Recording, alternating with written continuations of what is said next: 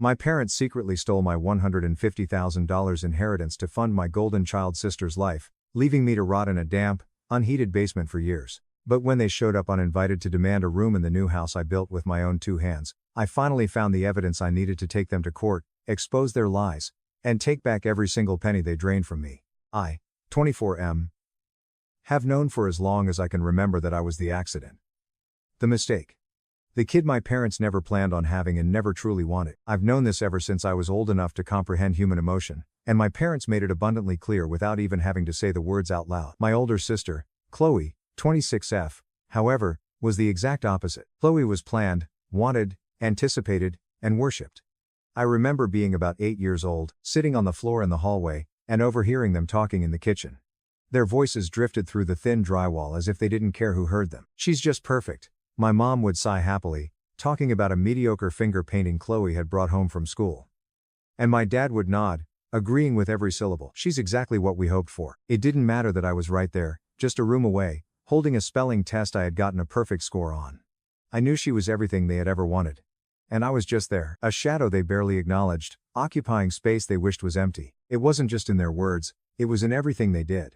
Every financial choice they made, every single day, they showered Chloe with attention, money, and praise. Every little thing she did was treated like a miraculous milestone. When she made the middle school track team, they called up our entire extended family to announce it, threw a barbecue, and bought her a massive cake. When I won the regional science fair a year later, my dad didn't even look up from the television. He just muttered, "Keep it up," and my mom gave me a tight, forced smile before walking away to check on Chloe's laundry. I grew up in a house that, in every conceivable sense, didn't feel like a home. My room was tucked away in the far corner of the house, small and cramped. It was a narrow strip of space with a tiny, lumpy mattress, a creaky dresser that smelled like mothballs, and a shelf that leaned precariously to one side. I used to joke to myself that it was where they put me because they wanted to forget I existed. It felt like an afterthought, a storage closet they hastily converted when they realized they were legally obligated to keep me somewhere. Chloe, of course, had a master suite that could have been featured in an architectural magazine. She had a massive canopy bed with fluffy, expensive bedding, custom fairy lights strung around the crown molding, and shelves lined with high-end electronics, designer clothes, and expensive jewelry. Her room looked like it had been curated by a professional interior designer. Every single detail was carefully chosen to make her feel like royalty. It was a room that screamed, "You are loved. You are important." And then there was my room, which barely had enough floor space for me to do a push-up. The walls were painted a dreary, depressing shade of beige that hadn't been updated since the house was built. I tried to put up posters once to add some color, but the old paint just peeled off and ruined them. I eventually gave up trying to make it look nice. I figured there wasn't much point in pretending it was anything other than a holding cell. When it came to clothes, it was always painfully clear who was the favorite. Chloe would get brand new outfits every single season, colorful dresses, matching shoes, expensive winter coats, and accessories. She had closets bursting with clothes more than she could ever realistically wear.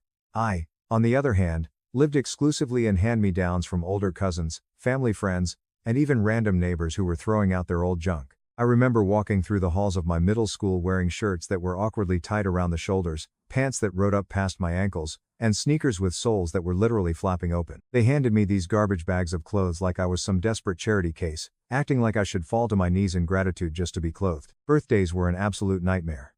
I would sit on the stairs and watch as they threw lavish, expensive parties for Chloe. They would invite everyone from her grade, decorate the entire house with elaborate balloon arches, rent expensive catering, and buy her literal diamond earrings for her 16th birthday. For my birthdays, they would throw together something at the absolute last minute.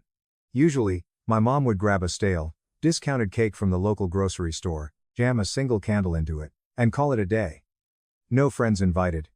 No decorations. No presents to unwrap. No sense that the day of my birth was an event worth celebrating. They would just pat me on the back, say happy birthday, Jake, and move on like it was just a random Tuesday afternoon. I tried to ask them about it once. I was about 13, old enough to fully grasp the injustice, but still naive enough to think I could fix it. I cornered my mom in the kitchen and asked why they always treated Chloe so differently, why she got a new car when she turned 16 while I was still wearing shoes with holes in them. My mom stopped wiping the counter, looked at me with this exhausted, annoyed expression like my very existence was giving her a migraine, and sighed. "Look, Jake," she said, her voice dripping with condescension. "We're doing the best we can. Chloe just needs things that you don't.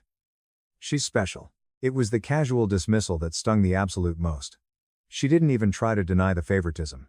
She didn't pretend to care about my feelings or offer a fake apology. She just stated it like it was a universal fact of gravity. That was the exact moment a switch flipped in my brain.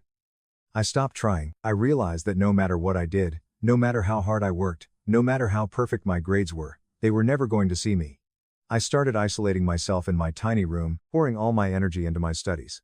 Not to impress them, but because I knew education was my only ticket out of that hellhole. The only beacon of light in my miserable childhood was my grandpa Arthur.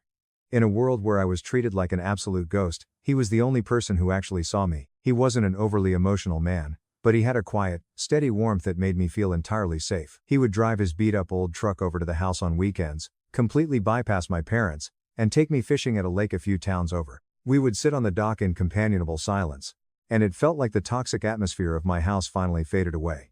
He taught me how to bait a hook, how to change a tire, and how to look people in the eye. I remember one specific afternoon when I was 14. We were sitting by the water, and I was staring at my worn-out shoes. Grandpa Arthur put his heavy, calloused hand on my shoulder. "You listen to me, Jake," he said, his voice rough but incredibly kind. "You've got a good head on your shoulders and a strong heart. Don't you ever let those people in that house convince you that you're less than. You are going to build a great life for yourself, and nobody is going to hand it to you. You're going to take it." He was the only person who ever made me feel like I was worth the oxygen I was breathing. But a year later, when I was 15, Grandpa Arthur got diagnosed with aggressive lung cancer. Watching the strongest man I knew wither away in a sterile hospital bed broke something fundamental inside me. Every time we visited the hospital, my parents barely paid attention to it. They were too busy fussing over Chloe, making sure the hospital smell wasn't upsetting her delicate stomach. When he finally passed away, I felt like my only anchor had been severed. The funeral was an absolute blur of rage and grief. My parents stood by the casket with dry eyes, whispering to extended family. Chloe, predictably, made the entire event about herself. She sobbed theatrically, clinging to relatives, soaking up all the sympathy and attention, even though she had complained about visiting him when he was sick. I stood in the back of the church, completely numb and entirely alone, mourning the only real family I ever had. My parents didn't offer me a single word of comfort. Things escalated drastically when I was 18. Chloe, who was 20 at the time and still living at home without a job or a plan, got pregnant by a guy who immediately skipped town. Suddenly, my parents were in full panic mode, treating her pregnancy like she was carrying the heir to a royal throne. One Tuesday afternoon, I came home from school to find my mom standing in the middle of my small bedroom with a stack of cardboard boxes. "Pack your stuff," she said, not even looking me in the eye. I dropped my backpack. "What are you talking about?" "Chloe is pregnant," she said, using that matter-of-fact tone that always made my blood boil. "She's going to need a bigger space for the baby's crib and all the supplies. This room is right next to the bathroom, so it's perfect for her. You're moving to the basement." I stared at her in utter disbelief. "The basement? Mom, the basement isn't finished. It's damp, there's no heating, and the electricity barely works down there. I'm trying to finish my senior year of high school." She rolled her eyes and sighed, clearly irritated that I was pushing back. "Stop being so dramatic, Jake. We set up a bed for you down there. It's perfectly fine. We need to prioritize Chloe and the baby right now. You don't need all this space anyway. Have your stuff out by tonight." And just like that, she turned on her heel and walked out. No discussion. No compromise. I was being evicted from my own miserable little room so the golden child could have a nursery. I spent the rest of the evening dragging my pathetic mattress, my creaky dresser, and my boxes of books down the narrow, terrifyingly steep wooden stairs into the cellar. Calling the basement a room was a sick joke. It was a concrete dungeon. The walls were lined with exposed, dripping pipes and stacks of moldy cardboard boxes my parents had hoarded over the years. The floor was cold, cracked cement. The only light source was a single, bare bulb hanging from a frayed wire that flickered ominously. The dampness was the worst part. It was a deep, clinging moisture that seeped directly into my bones. I would wake up in the middle of the night, shivering violently, pulling my thin, worn-out blanket tighter around my shoulders while I listened to the muffled sounds of my family laughing and watching TV upstairs. They were up there living their warm, comfortable lives, and I was down there in the dark, completely discarded. I endured that basement for exactly 3 months. I realized that if I stayed in that house, I was going to rot away into nothing. I needed an escape plan. I started walking miles across town after school, handing out my resume to anyone who would look at me. Finally, I stumbled into a small, grimy auto repair shop on the industrial side of town. It smelled beautifully of motor oil, exhaust, and hardware. The owner was a gruff, heavily tattooed guy in his 50s named Marcus. He took one look at my desperate face, handed me a wrench, and told me to take apart a carburetor. I didn't know what I was doing, but I followed his instructions perfectly. "I can't pay you much," Marcus grunted, wiping grease off his hands. But if you show up on time and don't complain, I'll teach you everything I know. I threw myself into that job with a ferocious intensity. I worked every single day after school and pulled double shifts on weekends.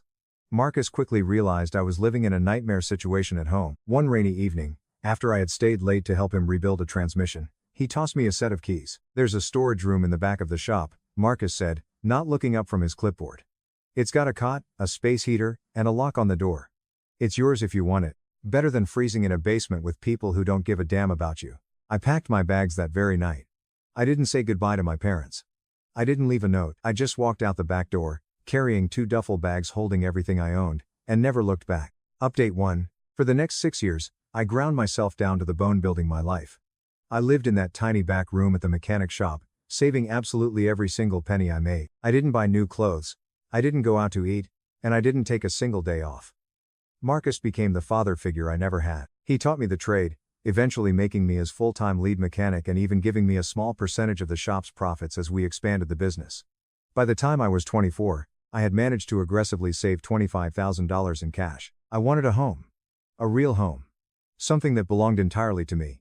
I started scouring real estate listings in the suburbs of Portland and finally found a neglected, heavily overgrown fixer-upper. The asking price was $450,000. It was a massive financial stretch, but my credit was flawless, and with Marcus co-signing as my business partner, I secured the mortgage and put down my $25,000 deposit. The house was a disaster when I bought it, but it was times disaster. I spent every evening and weekend for an entire year ripping out nasty carpets, sanding down the original hardwood floors, patching drywall, completely rewiring the electrical system, and painting the walls a bright, warm white. I built a massive back deck with my own hands.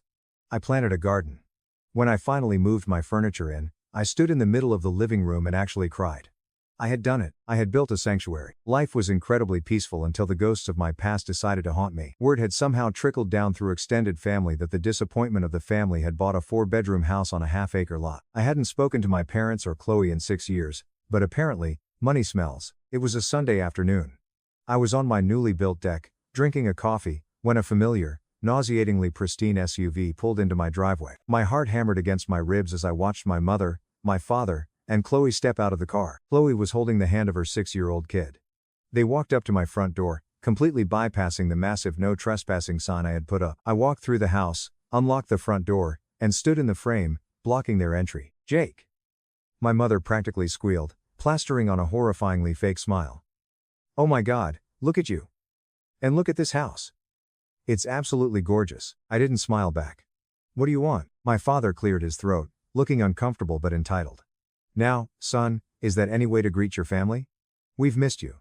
We heard you finally got your life together and bought this place. We're very proud." "Get to the point," I snapped, feeling the anger I had buried for 6 years boiling up to the surface. Chloe pushed her way to the front, looking around my property with greedy, calculating eyes.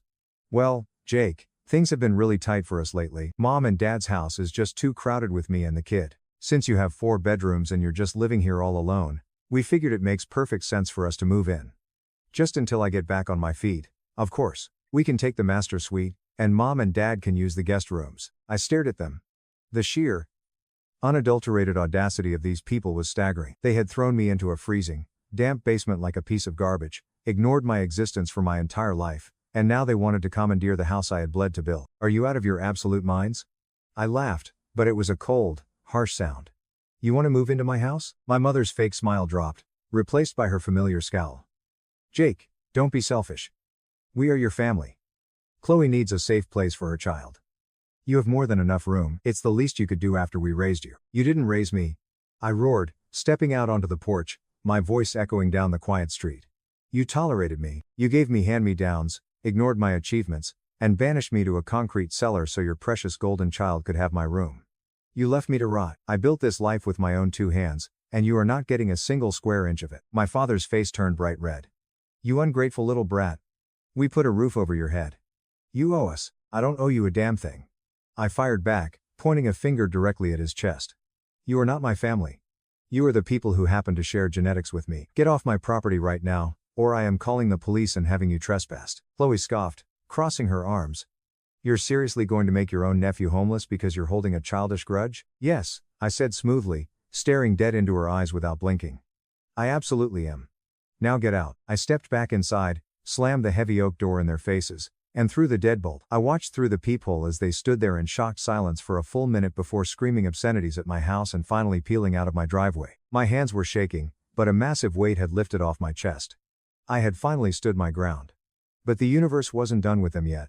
Update 2. 2 weeks after the confrontation on my porch, I was down in my pristine, fully finished basement, organizing some of the old cardboard boxes I had taken with me when I moved out of the mechanic shop. Most of it was junk old school notebooks, cheap tools, faded photos. But at the bottom of a heavy box, wrapped in a plastic garbage bag to protect it from the dampness of my childhood cellar, I found a thick, leather-bound folder. I recognized the embossed initials on the cover immediately.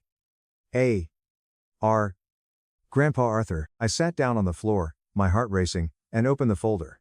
Inside was a stack of heavily detailed financial documents, legal contracts, and bank statements dating back to the months right before he died. As I started reading through the dense legal jargon, the blood completely drained from my face. My hands started to shake uncontrollably. Grandpa Arthur hadn't just left me his fishing poles. He had set up an irrevocable trust fund entirely in my name. He had deposited exactly $150,000 into an account, legally designated to be released to me on my 18th birthday to pay for college, a house, or whatever I needed to start my life. But I had never seen a single dime of it. I frantically flipped through the statements attached to the back of the folder. There were withdrawal receipts and transfer logs dated just weeks after I turned 18, right around the exact time my parents had banished me to the basement. The documents showed that my parents had somehow bypassed the trust security, forged my signature on multiple release forms, and completely drained the $150,000. And where did the money go? The transfer logs showed it being deposited directly into a joint account owned by my parents and Chloe. They hadn't just neglected me. They had actively robbed me of my future to fund Chloe's miserable, entitled life. That money was likely what paid for her new cars, her expensive baby gear, and my parents' comfortable lifestyle while I was freezing on a concrete floor eating ramen noodles. The rage that consumed me in that moment was blinding. It wasn't just anger. It was a cold, calculated fury. I didn't scream. I didn't cry. I calmly put the documents back into the folder, walked upstairs, and immediately called Mr. Sterling, a high-powered corporate lawyer who had helped Marcus and me navigate some complex business contracts for the auto shop. The next morning, I was sitting across from Mr. Sterling at his massive mahogany desk, sliding the folder toward him. He put on his reading glasses and spent 20 minutes silently reviewing the paperwork. When he finally looked up, his expression was deadly serious. "Jake," Mr. Sterling said, tapping the forged signature page. "This isn't just a civil dispute. This is felony wire fraud, identity theft, and grand larceny. Your parents illegally accessed a restricted trust, forged your legal signature as an adult, and misappropriated a massive sum of money. We have a paper trail that is absolutely bulletproof." "I want to destroy them," I said, my voice completely devoid of emotion. "I want every single penny back, with interest, and I want them to lose everything they have." Mr. Sterling smiled, a sharp, predatory grin. "Let's get to work." We filed the massive lawsuit 3 days later. We didn't just send a polite demand letter. Mr. Sterling hit them with a shock and all legal barrage. We sued my parents and Chloe for the original $150,000, plus years of compounded interest, punitive damages for the emotional distress, and legal fees. We also forwarded the forged documents directly to the local district attorney's office to initiate a criminal investigation for the fraud. The panic from my family was instantaneous and glorious. My phone started blowing up with frantic, terrified voicemails from my mother, begging me to drop the suit, crying that they would lose their house, claiming they only borrowed the money and were always planning to pay it back. I didn't answer a single call. I let everything go to Mr. Sterling. The legal process was a brutal, systematic dismantling of my parents' lives. During the mandatory depositions, it was incredibly satisfying to sit in the sterile conference room and watch them squirm under oath. My father, who had always acted so tough and superior, was sweating profusely, stuttering as Mr. Sterling aggressively cornered him with the bank records. My mother just cried, trying to play the victim, claiming she did it because Chloe needed the financial support for the baby and that I was already working and didn't need the money. "So, Mrs. Reynolds," Mr. Sterling asked smoothly, leaning over the table, "you admit, on the record, that you committed identity theft to steal $150,000 from your son to give to your daughter?" My mother choked on her tears, realizing she had just confessed to a felony on a recorded transcript. Chloe sat in the corner, looking absolutely terrified, realizing her free ride was violently crashing to a halt. The civil trial didn't even make it to a courtroom. Faced with the overwhelming, undeniable evidence of their fraud, and terrified of the looming criminal charges, my parents' chief defense attorney begged for a settlement. But I wasn't feeling merciful. The judge's final ruling was a bloodbath. My parents were ordered to pay me $250,000 in total restitution covering the stolen trust, the interest, and all my legal fees. Because they had blown all the money on Chloe's lifestyle and bad investments, they didn't have the cash to pay the judgment. To satisfy the court order, my parents were legally forced to liquidate their assets. They had to sell their cars, drain their retirement accounts, and, in the ultimate twist of poetic justice, they were forced to sell their beautiful, sprawling 4-bedroom house, the very house where I had been forced to live in the basement. I drove past their house on the day they were moving out. I parked across the street and just watched. I watched my father angrily loading cheap cardboard boxes into a rented moving truck. I watched my mother sobbing on the front lawn. I watched Chloe angrily dragging trash bags full of her designer clothes out the front door. They were moving into a cramped, 2-bedroom apartment in a terrible part of town. They had absolutely nothing left. I didn't roll down my window. I didn't gloat. I just put my truck in drive and drove back to my beautiful, warm, secure home. The home I built, I took the $250,000 settlement and invested it directly into the auto shop, officially buying out a 50% stake in the business and securing my financial future forever. I have a family now, Marcus, the guys at the shop, and a tight-knit group of friends who actually respect and love me. I am completely free from the toxic anchors that tried to drown me. Grandpa Arthur was right. Nobody handed me my life. I had to fight for it. I had to bleed for it. And in the end, I took back exactly what was mine. My stepdad hid my college acceptances, claimed he was protecting us from debt. But his control backfired. My mom left him and the family chose me. I'm an 18-year-old who thought I got rejected on all of my college applications. By April, every email I received was a rejection. It was devastating. I busted my buttocks in high school and couldn't understand why I didn't get into anything. My stepfather continued encouraging me not to worry, and that community college was a wonderful starting point. He's long argued that community colleges are a better option than universities. I assumed he was trying to make me feel better about the rejections, but it always bothered me how fast he discounted the possibility of me attending a 4-year university. It turns out I wasn't really rejected everywhere. My stepfather intercepted my acceptance letters and emails and only showed me rejections. I had utilized a Gmail account for applications that he had helped me set up. He insisted on keeping the password for emergencies. Little did I know, he went into the settings and created a filter that would automatically delete or hide any emails that appeared to be acceptances. On top of that, he was grabbing physical mail from institutions before I saw it. I never beat him to the mailbox after school, so I didn't think much of it. I hadn't realized he was removing my college letters and storing them in his home office. I only found out about this by chance. A week ago, I received a call on my cell phone from an unfamiliar number. When I answered the phone, it was an admissions officer from one of the universities I had applied to. She said they hadn't heard from me and wanted to know if I was still interested since the deadline to accept my spot had passed a week before. I was like, "Excuse me, what spot?" I nearly assumed it was a prank. She stated that I had been admitted to their university, and they were disappointed I hadn't responded. I informed her I hadn't received any acceptance letters or emails. I thought I had been rejected. She graciously suggested that I check my email spam or junk folders, and that if I was still interested, I might be able to enroll later. After hanging up, I went through my email account. That's when I saw something odd. An email from that college in the trash bin, marked as read. I began looking through the email settings and discovered the filter my stepfather had set up. It was configured to automatically erase emails containing terms such as congratulations, accepted, offer, admission, and so on. There were multiple emails from other colleges that had been discovered. I felt horrible when I realized that all of the rejections I saw could have been the only emails remaining since he had filtered out the acceptances. I wanted more proof, so I decided to look into my stepfather's home office when he was at work. In one of his desk drawers, I discovered a big folder hiding beneath other folders. When I opened it, I literally had to sit down since it included actual college acceptance letters addressed to me. I'm referring to large envelope shipments from at least 4 universities that I applied to, all of which were opened. This man has some nerve. He kept them locked away all along while I was moping around, believing I wasn't good enough to get in anywhere. In a couple letters he'd scribbled notes like "too expensive" or "nope" in ink. I was infuriated and terrified. I took the letters and printouts and confronted him that evening as soon as he returned home. I was quivering with rage, but I attempted to remain calm and simply asked him why he buried my college acceptances. At first he played stupid, saying, "I don't know what you're talking about." So I showed him the stack of letters. His face changed colors in amazement, and he became protective. He truly sighed and said he'd talk to me about them. "Yeah, when did all of their deadlines pass?" I requested an explanation, and he finally gave it.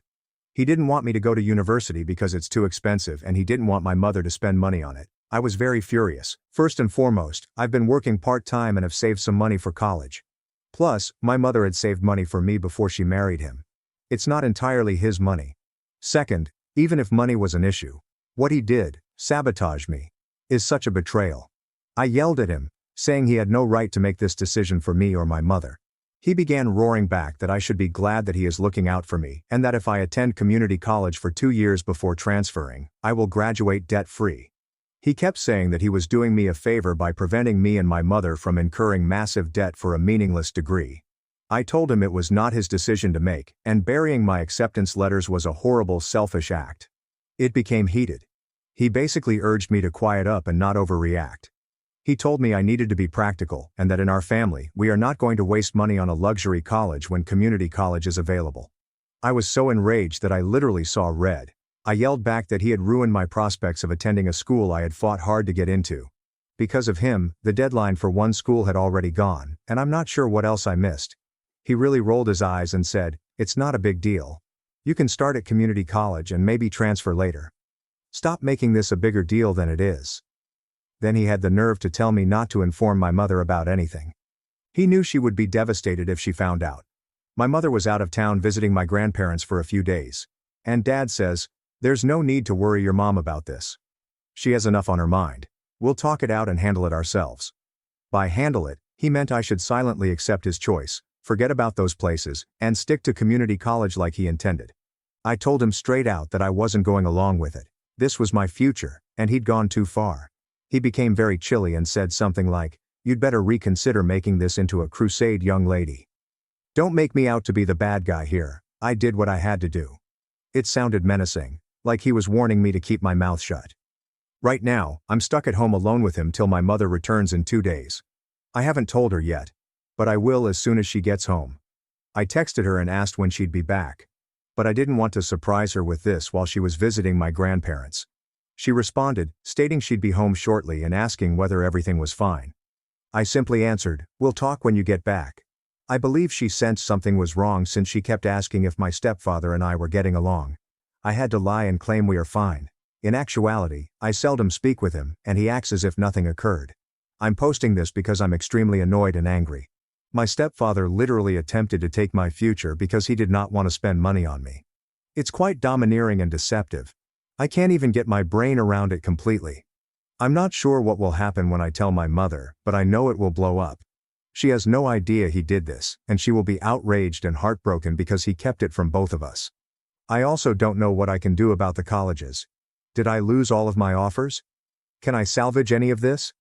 I feel compelled to try, yet I'm still surprised that anything happened at all. Update 1. So, my mother returned from her trip, and I told her everything. I didn't even wait for her to take off her jacket before blurting it out. I was so desperate for her to know. My mother was devastated and outraged. I've never seen her react like that. First, she was stunned, asking me again, "He did what? Are you absolutely sure?" When I showed her the tangible letters in my palm, her countenance sank. Then she began sobbing and apologizing to me, something I did not expect. She continued screaming, "I'm so sorry, I had no idea, I should have known something was wrong." Her amazement quickly evolved to wrath. I was surprised at how upset she became because my mother is generally a quiet, conflict-avoidant person, but she was furious that he had gone behind our backs and wrecked up my future. She started saying things like, "All those nights we sat with you upset over those rejections, and he knew you weren't rejected. How could he do this to you? How could he do this to us?" It was a lot. Of course, I was irritated as well. But knowing how it broke my mother's heart added another element. She felt deceived both on my behalf and as his wife. He completely broke her confidence as a partner by making such an important decision concerning our life without consulting her. We didn't wait an hour before facing my stepfather jointly. He returned from running errands and discovered us in the living room, and he could tell by our expressions that the jig was up. My mother instantly laid onto him. I have never heard her yell at anyone like that. It was an all-out explosive fight. She screamed at him, wondering how he could hide her daughter's college acceptance letters. My stepfather went right into defense mode. He used the same justifications he offered me, stating he was simply thinking about our budget and trying to keep my mother from wasting money on a large university when community college is just as good. He kept saying that education is too expensive and that we should be careful with our money.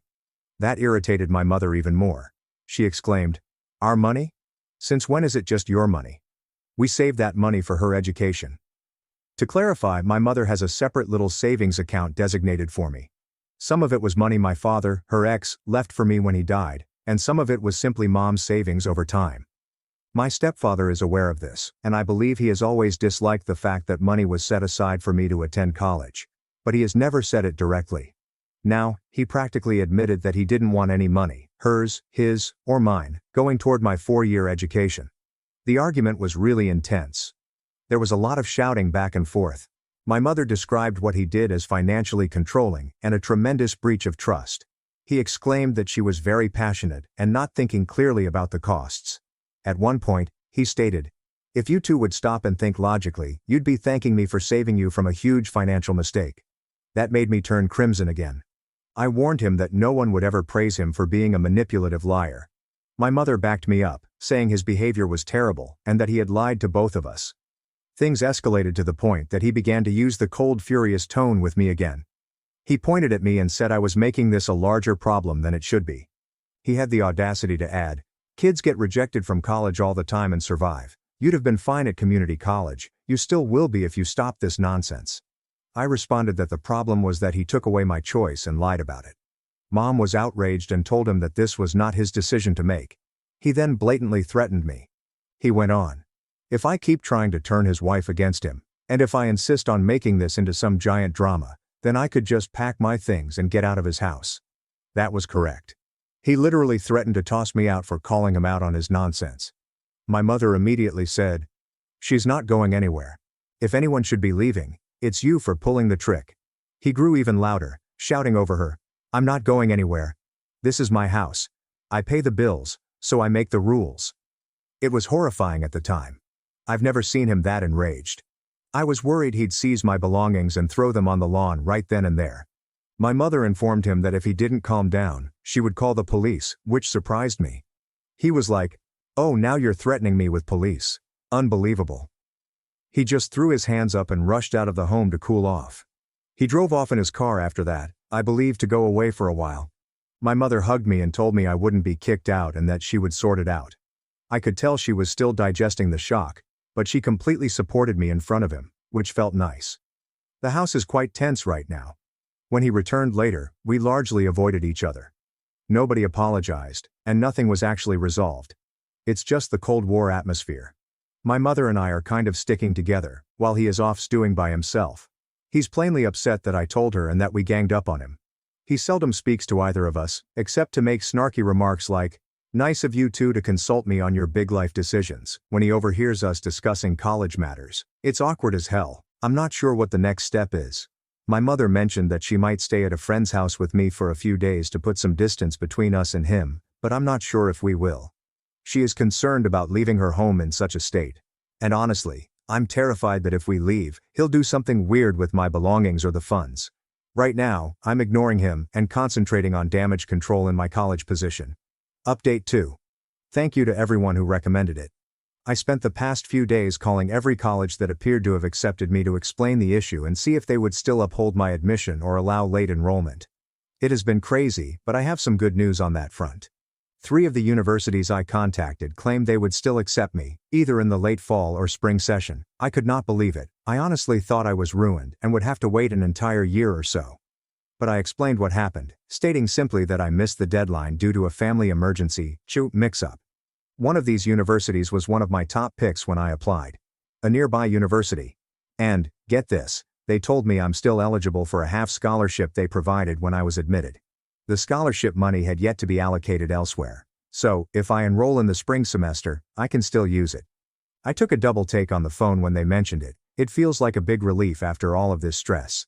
The other 2 colleges stated I could attend the forthcoming spring semester as well, but without particular scholarships, but I might still receive some financial assistance. I will have to check. Regardless, I now have options beyond community college, which is a huge relief.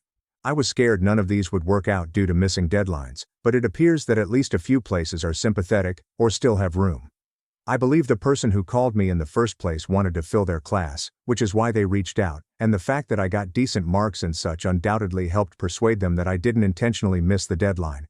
While I was performing all of this, my stepfather kept a close eye on me. I attempted to do the majority of it while he was at work or out of the home, but I'm sure he overheard one of my phone calls. He began questioning me about who I was speaking with, and I simply stated that I was speaking with college admissions offices without providing any other information. He seemed irritated that I was still pursuing the university option. After our previous argument, I believe he expected me to simply accept going to community college. There's no possibility, buddy. When he found out that I had been accepted to a university with a scholarship for the spring semester, he went completely crazy. I'm not sure if my mother told him or if he found out for himself. I had told my mother privately about the offers and the scholarship, and she was overjoyed for me as well. We were talking about how to organize things for spring, and he probably caught wind. Next thing I know, there's another massive shouting match going on. This time, my stepfather was enraged. He was yelling at my mother that she was about to make the biggest mistake of her life by allowing me to go to some university and spend all of our money. He effectively issued an ultimatum. She had to choose between supporting me and attending one of these universities or keeping their marriage together. Yes, he actually went there. It is either her or me. He told my mother that if I go to university and she helps me in any way, financially or otherwise, she will choose me over him, which he will not tolerate. What type of adult man engages in a jealous power struggle with an 18-year-old over something like this? He kept ranting that I'm ungrateful, that I'm causing problems in their marriage, and that if she respected him, she'd stick to the original plan, community college. My mother was crying at this point, accusing him of trying to control her and isolate me. She said, "You're my husband, but she's my daughter. Why are you making me choose in the first place? We're supposed to be a family." His response was basically that I'm not his kid. Ouch. And he's not obligated to pay a dime for me, especially not for some fancy college plans. He said I'm almost 19 and an adult, and I can do whatever I want, but not with his money and not under his roof. I stayed out of this specific shouting match as much as I could. I was in the next room, but I could hear everything. My heart was pounding as he basically demanded that my mother stop supporting me. I did go in at one point when he stated I'm not his daughter, and I told him darn right I'm not, because my actual dad would never have pulled the trash you did. It probably wasn't the best idea to add fuel to the fire, but I was so angry. He yelled at me to stay out of it, saying it was between him and my mother. I yelled back that it involved me, so I am in it. Mom tried to get me to go to my room. I eventually did, just to end the three-way yelling. I sat in my room listening to the rest. He kept at my mom, basically saying she's a bad wife if she sides with me. I heard him say something like, "If you do this, don't expect this marriage to continue." I refuse to be disrespected like this.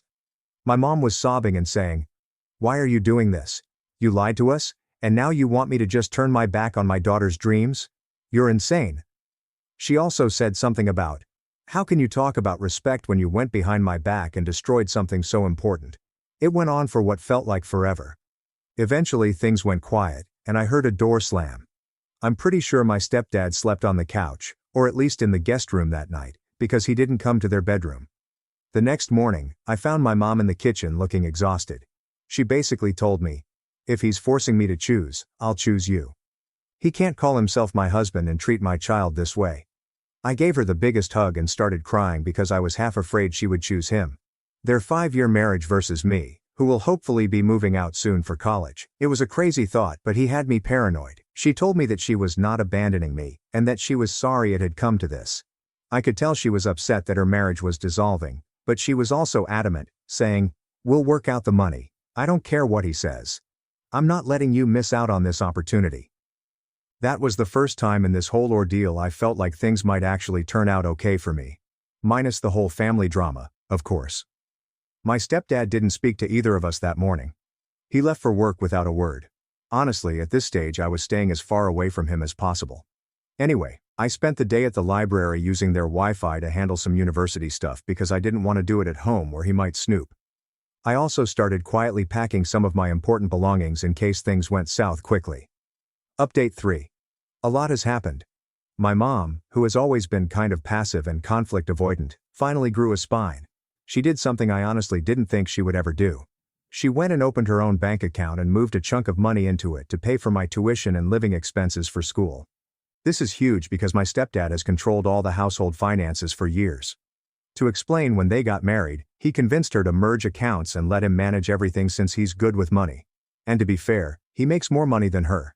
He's the primary earner. She has a part-time job. But it went from, "I'll handle the bills," to him having to approve every expense.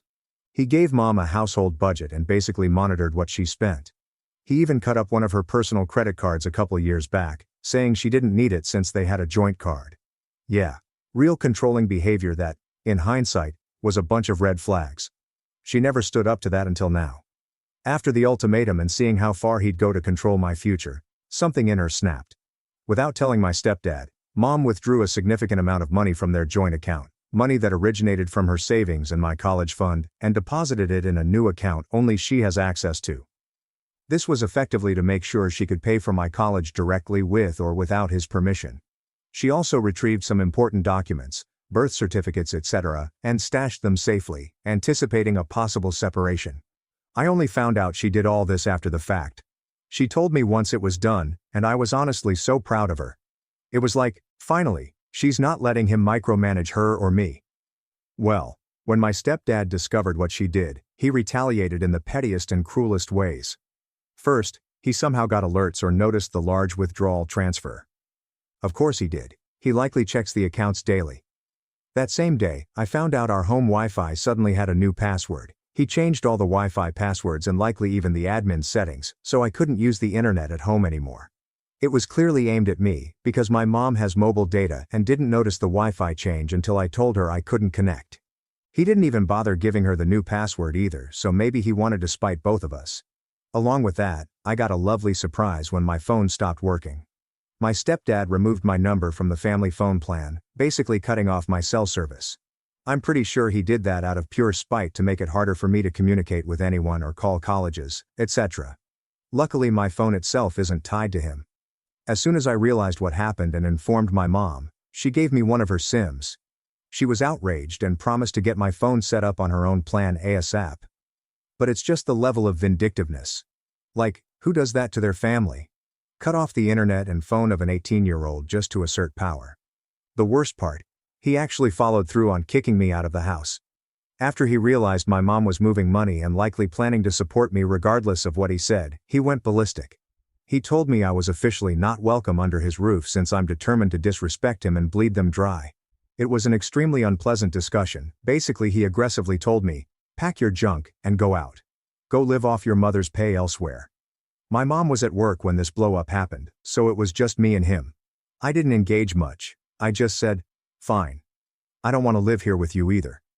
I was done trying to reason with this man. I grabbed as much of my stuff as I could in a couple suitcases and backpacks. I called my mom and let her know what was happening.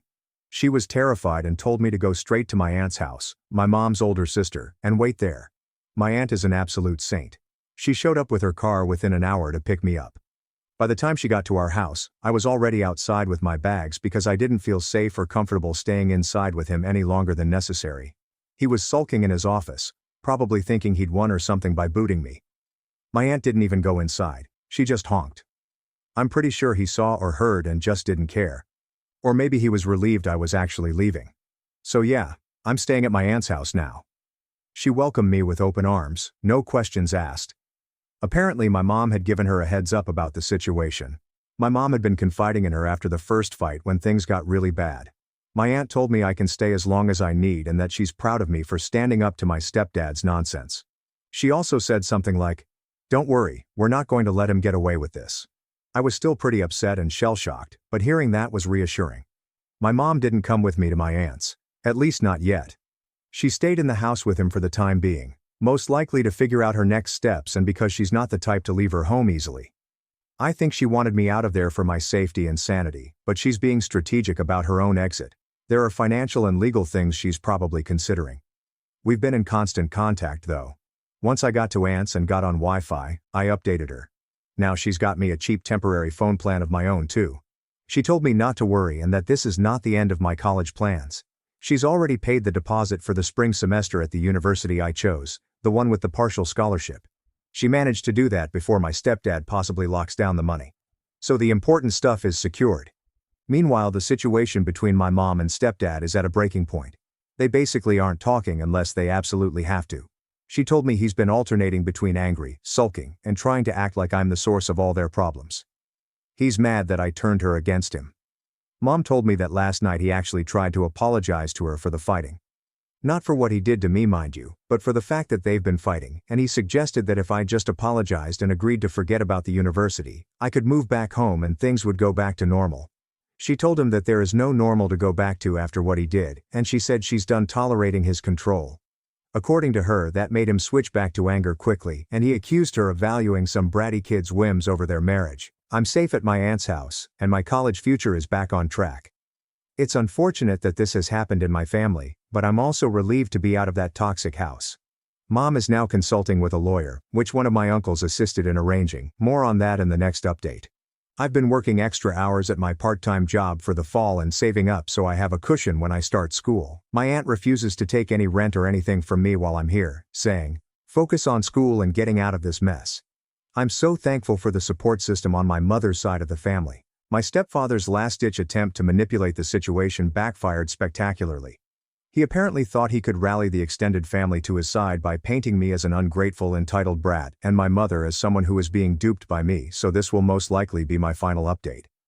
My stepfather went into damage control mode after I moved to my aunt's house, and my mother openly planned to leave him. I believe he realized he was losing control and that people would eventually hear that his wife and stepdaughter had moved out, or kicked out in my case. So he contacted a bunch of our extended family, mostly on my mom's side, her siblings, and even some of her cousins who were close too. He tried to get ahead of the story by calling them and even writing this email detailing his version of events. I'm sure he thought he could make me look like the villain. I've seen the email he sent. One of my uncles emailed it to me. They're all on my side. It's a wild ride. In the email, my stepfather claims that I've become entitled and indoctrinated by the prospect of attending an expensive institution and that I've turned my mother against him to get my way. He actually wrote that I threw a tantrum after not getting into some schools and manipulated my mother into spending a ridiculous amount of money to indulge my dreams. Here's the best part. While trying to defend himself, he accidentally admitted what he did. Writing, "I might have intercepted 1 or 2 college letters because I knew how much disappointment they would cause her if she got into a school we couldn't afford." There it is. He basically blurted out that he intercepted my mail, trying to frame it as if he was protecting me from disappointment. That's a completely twisted justification, and he should never have put it in writing, because intercepting mail that isn't addressed to you is a federal offense. 2 of my uncles, my mother's brothers, are lawyers, and when they saw that line, their jaws dropped. One of them literally responded to the email, pointing out in polite lawyer speak that my stepfather had just admitted to federal mail tampering and that he should be very careful what he says next. The uncle also coldly stated that his actions toward me were deceitful and potentially actionable. When my stepfather sent that email, I doubt he expected to be effectively threatened with legal action by his own in-laws, but that's what he got. According to what I hear, a bunch of family members basically blasted him after that. My aunt, the one I'm staying with, called him up and reportedly chewed him out thoroughly. I wasn't on the call, but she told me she gave him a piece of her mind for abusing my mother's trust and my future. My grandparents, mom's parents, are also furious with him, and no one in the family is on his side, especially after learning the full truth. In fact, his email did the opposite of what he intended, alerting everyone to how scheming and dishonest he has been. If he was hoping to put pressure on my mother by turning family against us, that plan imploded. My mother has officially filed for legal separation, which is the first step toward divorce in this country. She moved out of the house last week and is currently staying with my grandparents. She didn't want to stay under the same roof with him any longer, especially since we have family support. She took whatever personal belongings and important documents she could, and she's getting a good lawyer with the help of my uncle. My stepfather was served with the separation papers, and when he received them, he was enraged and in disbelief, pleading with her not to end their marriage over a disagreement about a bratty child. She told him it was too late, and he was the one who ended it by lying and betraying his family. I'm very proud of her for finally standing up for herself and me. It's not easy. I know she's been sad over the end of her marriage, but she keeps saying she feels relief now that she's made the decision. There's no more waffling. I'm doing okay, all things considered. I've officially enrolled in the university for the spring semester, attended a short orientation for spring admits, and signed up for classes. I was worried that all of this family drama would derail my college plans again, but my mother and I made sure that didn't happen. I'll be starting university next month, and I'm both excited and nervous. After everything that happened, it feels a little surreal that I'm actually going. We haven't decided what to do, if anything, about the whole mail tampering crime. My uncle said we could report it, but my mom is hesitant to drag this into a criminal case unless absolutely necessary. It could be used as leverage in the divorce to get him to agree to terms favorable to my mother, such as not contesting certain things. I don't really care as long as I'm away from him and he can't mess with my life anymore. Right now he's keeping a low profile after basically everyone pointed out how badly he screwed up. I wouldn't be surprised if he eventually tries to slink back and apologize when he realizes the legal separation is real, but that won't help anything. My mom joked I was proof birth control wasn't perfect, so I walked away.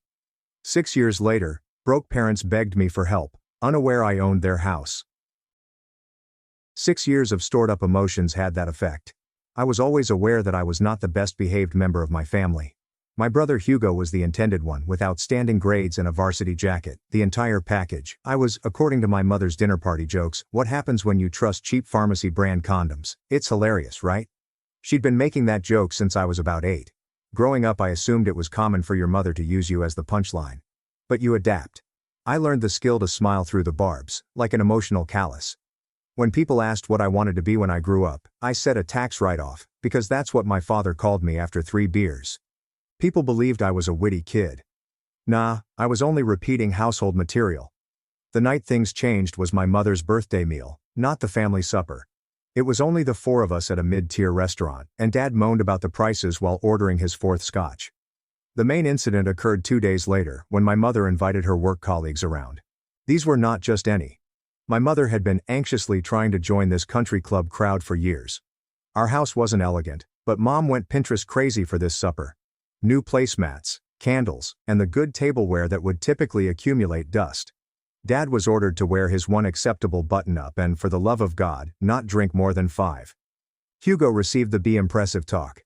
I received nothing. That should have been my first indication, not even a please don't embarrass me. The night began with me playing server so Robert could be useful for once. I passed around appetizers while Mom told us about Hugo's baseball scholarship prospects. Dad managed to hold it together for the first hour, nursing his beverages and nodding at acceptable intervals. I was invisible, which was the best case scenario in these scenarios. Then someone inquired about family planning, or something. Some lady with one of those I want to speak with the manager haircuts mentioned how costly kids are these days. That's when it occurred. My mother, 4 glasses of white wine deep, gave me this expression I knew all too well. The, I've got a real zinger expression. She pointed directly at me as I gathered empty cups. Birth control is only 99% effective. She paused for emphasis. He's the 1%. Everyone chuckled. Even my father, who typically just exists in these situations, broke out a belly laugh like it was the funniest thing he'd ever heard. I stood there, clutching soiled glasses, as everyone laughed at the fact that I was never intended to exist. Hugo was not laughing. He stared at his plate, as if he wished to disappear. At least one person in that room had the dignity to feel embarrassment. The hardest part was that my mother wasn't done yet. We already had our perfect kid, she said, indicating to Hugo. Robert, here's what we call the family mistake. More laughs. Someone, I believe it was my father's supervisor, exclaimed, ouch. Bet that's going to leave a mark. As if we were in a bad sitcom. I did not chuck the glasses. I did not yell. I simply placed them carefully on the table and headed upstairs to my room. Nobody noticed. The topic had already shifted to someone's vacation in Cancun. I sat on my bed, and something inside me simply clicked off. Like when you shut down a computer that has been running too many apps. The emotive screen turned blue, then black. I knew I was going to leave that night. I emptied my school backpack of textbooks. Who needs trigonometry when you're about to become homeless, right? I packed the essentials, a couple of t-shirts, jeans, underwear, a toothbrush, the $40 birthday money from my grandmother that I'd been saving for a new game, my phone charger, and the emergency Cliff Bars I kept in case my father forgot to go food shopping. Hugo showed up as I was packing. We did not say much. He knew. He probably saw this coming before I did. He gave me $120 from his own savings and his old phone, which still worked but was not tied to the family plan. He said he'd load $20 in prepaid minutes on it the next day. They won't even notice you're gone until tomorrow afternoon, he told me. Not accusatory, but factual, as if he were giving me the weather report for my trip. I almost broke down, unloaded everything, and climbed into bed to face another day as the family punchline. But then I heard more laughter downstairs and my mother's voice carrying up, something about adolescent attitude issues. Nope. I was finished. I waited until midnight, when the house was silent. Mom and Dad had passed asleep after drinking their individual bottles of wine and whiskey. Hugo left his desk light on, our old signal from when we were youngsters, while one of us sneaked into the kitchen for goodies. It's all clear. I did not leave a note. What was I about to say? Thanks for making me feel like a cancerous growth on your perfect family for 16 years? The night was frigid. Late October vibes. I had nowhere to go, yet it felt better than staying. I strolled till I reached the 24-hour McDonald's and used their Wi-Fi to plan my next move. We ended up taking a Greyhound to the next city over. Not too far, but enough. The first week was hard. I slept 2 nights at the bus terminal. I then found a youth refuge. They let me remain for 2 weeks while I got a job washing dishes at a shady cafe that didn't mind that I was underage. All that mattered was that the payment was made in cash. Hugo communicated with us using a disposable email address that we set up. He claimed that when my mother reported me missing, she cried for the cameras. Then she grumbled about how dramatic I was every time the cops departed. Dad got drunk and promised I'd come back when I was hungry enough. I was not going back. Not when hunger made my stomach twist into knots. Not when I stayed at a shelter full of people yelling in their sleep. Not when December arrived and I still didn't have a suitable coat. 2 months in, I met Jack. He caught me asleep in the diner's break room while I was supposed to be doing dishes. Rather than firing me, he inquired as to why I was absent from school. I ended up telling him everything over cold fries after we closed. It turned out that Jack made his own family error, different details, same taste of garbage. He arranged for me to work on repair projects, initially under the table, then legally once I received my GED at the age of 17. Even allowed me to stay on his couch until I could afford the world's most miserable studio apartment. Those first 2 years were a jumble of 12-hour days, instant ramen, and falling asleep to YouTube tutorials about taxes and credit scores while using free Wi-Fi. No social life since who had time? Just work, save, and survive. Hugo graduated and attended college 3 states away. That was a smart move. We still emailed, but less frequently. He was living his life, but I was starting from scratch. Year 3, I began to feel almost human again. I had my own place with no obvious mold. I started taking community college classes online. Even went on a few Tinder dates that weren't total catastrophes. My parents understood I wasn't coming back around month 5. I filed a missing person report, but it went nowhere because I was working and paying expenses under my legal name. They just weren't working hard enough to uncover the error. Hugo informed me that they had converted my room into a home gym by my 17th birthday. Dad received my baseball card collection, which was actually worth something. Mom informed the neighbors I was attending a special boarding school for troublesome kids. That's when I realized it wasn't just about leaving anymore. This was about becoming someone they'd regret losing. Someone who would make them realize what they'd wasted. I stopped being furious all the time. Anger burns the calories you need for climbing. Instead, I became cold and calculated, viewing money not only as a means of existence, but also as a source of power. Every payment, every A in my online programs, and every new skill I learned added another brick to the wall between me and that dinner table where I stood holding unclean glasses while everyone laughed. It has been 6 years now. I'm 22. I have my own home, my own life, and my own hand-picked group of people that truly care. Hugo is the only person who knows where I am. And he was sworn to secrecy, at least until last week, when he called to warn me that our parents are hunting for something. The Bank of Karma is finally calling in their debt. And me? They had no idea I'd be the collections agent. The interest on emotional debt compounded daily. Update. First and foremost, holy shit. I didn't anticipate the first portion to blow up like that. RIP. Inbox. Thank you for all of the prizes and confirming that I'm not the weird one in this narrative. For anyone wondering if this is real, the answer is unfortunately yes. Some details change for obvious reasons, but the main story remains my life. I wish it wasn't. Alright, I'll pick up where I left off. The first 2 years after leaving were primarily survival mode. Working extra shifts, eating cheap ramen, and sleeping on a mattress I found near the dumpster. Don't be judgmental. I thoroughly cleaned it with Lysol. I'd check my email at the public library, and Hugo would give me an update on the home situation. Mom and Dad apparently searched for me for 3 weeks. And by looking, I mean Mom posted a couple of dramatic Facebook updates with my school photo, eliciting her daily dose of compassion replies. Dad called 2 of my schoolmates. This was the extent of their hunt for their missing child. Hugo texted me a screenshot of my mother's Facebook post proclaiming that they had renovated my bedroom into her dream home gym, complete with a Peloton imitation and those decorative weights that no one ever uses. Caption: Making lemonade from life's lemons. Blessed Chocker Fit Mom. That post had more engagement than the ones bemoaning my absence. Let that sink in.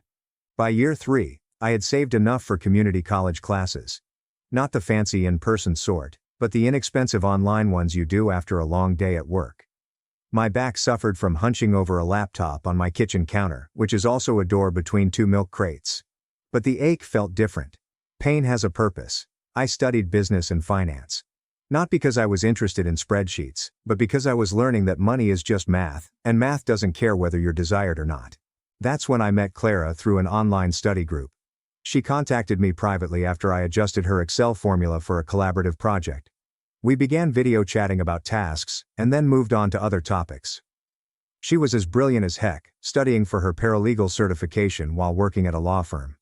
The first time we met in person was at this dismal coffee shop halfway between our apartments. I was anxious as hell, wearing my one decent shirt, which still had a small pasta sauce stain that I had tried to disguise with a pen. She arrived with her hair in a sloppy bun, spectacles, and a smile that made me forget about being the family mistake for the entire 3 hours. I told her everything that night. I expected her to run. Instead, she received a colder expression rather than one of pity. She told me about her own poisonous mother, who used her as an emotional punching bag. We were the same type of destruction, just in various flavors. Clara altered my outlook. I saw survival, but she saw opportunity. While we ate takeaway on my floor, she'd point to property listings and say things like, "That building's value is all wrong based on the neighborhood growth pattern." Hugo, on the other hand, kept me up to date on the home front. Dad's drinking had worsened when he was laid off. Mom's social advancement came to an end when her affluent friends learned she couldn't afford to keep up. Their credit card debt was building up. They had refinanced the home twice. Hugo graduated and relocated to pursue a career. Smart youngster. He was the only person who knew what city I lived in, but not my precise address. We had an emergency system. If he ever texted Blue Waffle, an old nasty internet joke between us, it indicated our parents knew where I was. Year 4 was when I began to make actual improvement. I got promoted twice at work. I moved to an apartment where my neighbors did not yell at 3 a.m. I started developing credit with a secured card. Small successes felt huge. I developed an obsession with personal finance subreddits and YouTube channels. We learned about investment accounts, compound interest, and credit development. Every dime I saved seemed like another brick in the wall that kept me from ever needing my parents again. Clara moved in with me at the beginning of year 5. Our house wasn't extravagant, just a 1-bedroom with working appliances and a shower that didn't unexpectedly turn cold. But it was ours. We'd sit on our secondhand couch, eating cheap stir-fry, and plan our money the way some couples plan weddings. Hugo set off the first explosive. He called instead of texting, which immediately triggered alarms. Dad had lost the house. Not immediately. They were in pre-foreclosure, but the bank was approaching. Years of refinancing, late payments, and Dad's entrepreneurial aspirations had finally caught up with them. They had 90 days before eviction, and then they remembered they had another son. Mom started sharing old baby photos of me on Facebook. Missing my baby boy every day. Please share to help us find Robert. Ters missingson, Tracker come home. These are the same photos she couldn't be bothered to upload when I went lost. The remarks were pure gold. I thought he was at boarding school. Didn't you say he joined the military? My personal favorite is, isn't that the room you turned into your gym? Dad supposedly joined certain Facebook groups for parents of estranged children. He began portraying himself as a distraught parent, desperate to reconnect. Hugo claimed to have been sober for around 3 weeks before going back into drinking. I saw all of this from afar, following Hugo's posts and spying on their social media accounts. Something chilly was developing within me, not just fury, but something more deliberate. Clara noticed. We'd be eating supper and she'd notice me staring at nothing, running numbers through my head. She didn't try to talk me out of my plans. Instead, she helped improve it. I'd been saving and investing actively, living below my means and developing a portfolio. Not much money, but enough to make some moves. Clara used her paralegal experience to help me comprehend the legal aspects. That's when we devised the plan. I called the bank that handled my parents' mortgage, assumed a false name, formed an LLC, indicated that I was interested in purchasing distressed properties in that area, and made a bid on their specific loan. Banks don't care who buys their debt as long as they are paid. After 3 weeks and a mountain of paperwork, I owned my parents' mortgage. They hadn't realized it, but they suddenly owed me money for the roof over their heads. I did not foreclose immediately. I wanted to wait until they found me and begged for help, unaware that I held their financial future in my hands. Clara labeled it poetic justice. I termed it balancing the ledger. Meanwhile, Mom's desperate social media crusade to find me gained traction. Some local Facebook groups in their area shared her posts. People enjoy hearing a nice family reunion story, especially when they don't know the reality. The mistake occurred 6 months ago. Hugo was visiting us for the weekend. He shared an Instagram story of us at a local restaurant with a distinctive painting in the background that screamed our city. He removed it after 10 minutes, but Mother had already seen it. The texts began pouring in. Hugo gave me his phone, which contained 27 unread texts from Mom. All variations of, "Is that Robert?" and "Where are you?" Hugo sent the blue waffle emergency SMS that night. We laughed it off. What were the possibilities that they'd discover me in a metropolis of 2 million people based on a single mural? When you're desperate, it appears to be quite effective. Hugo called 2 weeks ago to say that Mom had joined every Facebook group in our city. I posted my high school photo everywhere, with the caption, "Looking for my son," and some sob story about how we were cruelly separated. Then, last week, my neighbor across the hall remarked that someone had been inquiring about me. They showed me a screenshot. My mother had somehow discovered our apartment complex's community page and was messaging residents. I changed our locks that day. Part of me wanted to run away and start over somewhere else, but Clara reminded me that I now own their house. I had all the cards. Perhaps it was time to play them. 3 days ago it occurred. I was working from home when the buzzer sounded. I checked the security camera footage on my phone. Thank God for affordable smart home technology. There they were. Mom and Dad were there at my door, looking much older and desperate than I remembered. Dad had lost weight. Mom had acquired it. Both appeared to have been awake for days. Dad shifted from foot to foot, as if he needed a drink. Mom clutched her purse as if it held her last bit of dignity. I didn't respond. I watched them press the buzzer 3 more times. They eventually left a handwritten message imploring me to contact them for an urgent family situation. Hugo called that night to confirm what I already knew. They were coming to discuss the house. They needed money. They needed their heir to help them out. I spent the next 2 days preparing with Clara, gathering documents and practicing what I'd say, how I'd be cool, and how I wouldn't give them the joy of seeing the hurt child they'd abandoned. Yesterday morning, the buzzer sounded again. The camera shows the same anxious faces. This time, I woke them up. 6 years of silence were about to break, and they had no idea what awaited them outside my door. They chuckled at the mistake because he now owned their home. And memories are not the only debts that accrue interest. Final update. My hands shook as I buzzed them up. Not from terror, but rather from consuming 3 energy drinks on an empty stomach. That strange electric sensation where your body can't tell whether it's excited or suffering a panic attack. I'd been planning this moment in my imagination for years, rehearsing what I'd say and practicing my facial expressions in the bathroom mirror like a maniac. But when the knock came, all of those practiced speeches evaporated. Clara clasped my hand before entering our bedroom. We'd agreed that she'd stay out of sight initially. The first round was just me and them. Opening that door seemed weird. Like those dreams where you're back in high school in your underwear, but I was fully clothed, and they were the exposed ones. Mom seemed tiny. Her hair was box-dyed, not salon perfect. The luxury purse was gone, replaced by something from a bargain store. Dad had reached the age of 15 and 6. The alcohol bloat had vanished, but so did everything else. His face appeared caved inward, with skin hanging where the puffiness used to be. The quiet lasted 10 awkward seconds before Mom made a strange coughing sound and attempted to hug me. I stepped back. The rejection struck her like a physical blow. Dad merely stared, his gaze darting throughout our apartment, taking in the nice furniture and smart TV, proof that his mistake wasn't living in dirt. Mom began crying instantly, which was exactly what I expected. Emotional manipulation was her first language. Dad sought to maintain decorum by asking if they may come in to discuss.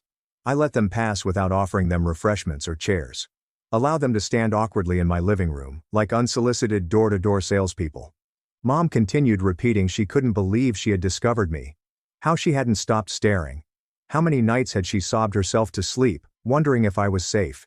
Dad nodded, like a dashboard ornament. Neither mentioned the home gym, which used to be my bedroom. Funny how those details slip your mind when you need them. I finally asked why they were here, not what they wanted to talk about, but why they were still in my home after 6 years. The facade cracked instantly. Mom's faux tears came to an end mid-sob. Dad's shoulders dropped even more. They exchanged a look I recognized from childhood, the one they shared when their credit card was denied at the grocery store. That was when the truth came out. They were losing their house. The bank was foreclosing. They had tried everything. Loan modifications, refinancing, and even a GoFundMe campaign that generated $87 from relatives who were fed up with their financial problems. They needed a place to stay. They needed money. They needed their error. I questioned why they hadn't approached Hugo for assistance. The awkward change began. It turns out they already had. Hugo gave them $3,000 6 months ago, money he couldn't afford as a fresh graduate with student loans. They'd blown through it in weeks and returned for more. Hugo had finally set boundaries, so they had figured out their backup plan: me. The most odd part was watching them go from desperate to calculating in front of me. Mom's gaze continued flitting around, subconsciously pricing my furnishings. Dad asked me casual questions about my job and salary. They were assessing what they could extract from me. I informed them that I needed time to consider. Mom quickly pushed, claiming they only had 2 weeks until eviction. Dad stated that they'd need at least $10,000 to obtain a new home, plus assistance with the deposit. The number grew as they talked. After 20 minutes, I showed them out and promised to call the next day. Mom tried to guilt me for not hugging her goodbye. Dad tried to pretend as if everything was normal, as if they hadn't rendered a 16-year-old homeless and then ignored him for years. The moment they left, I had a mini meltdown in the kitchen. Clara discovered me sitting on the floor, laughing and sobbing at the same moment. Not my proudest moment. She didn't try to remedy things. She simply sat next to me and waited it out. That night we finalized our plan. The following day, I called and invited them to dinner, not at our house, but at a mid-range restaurant where I had rented a private room.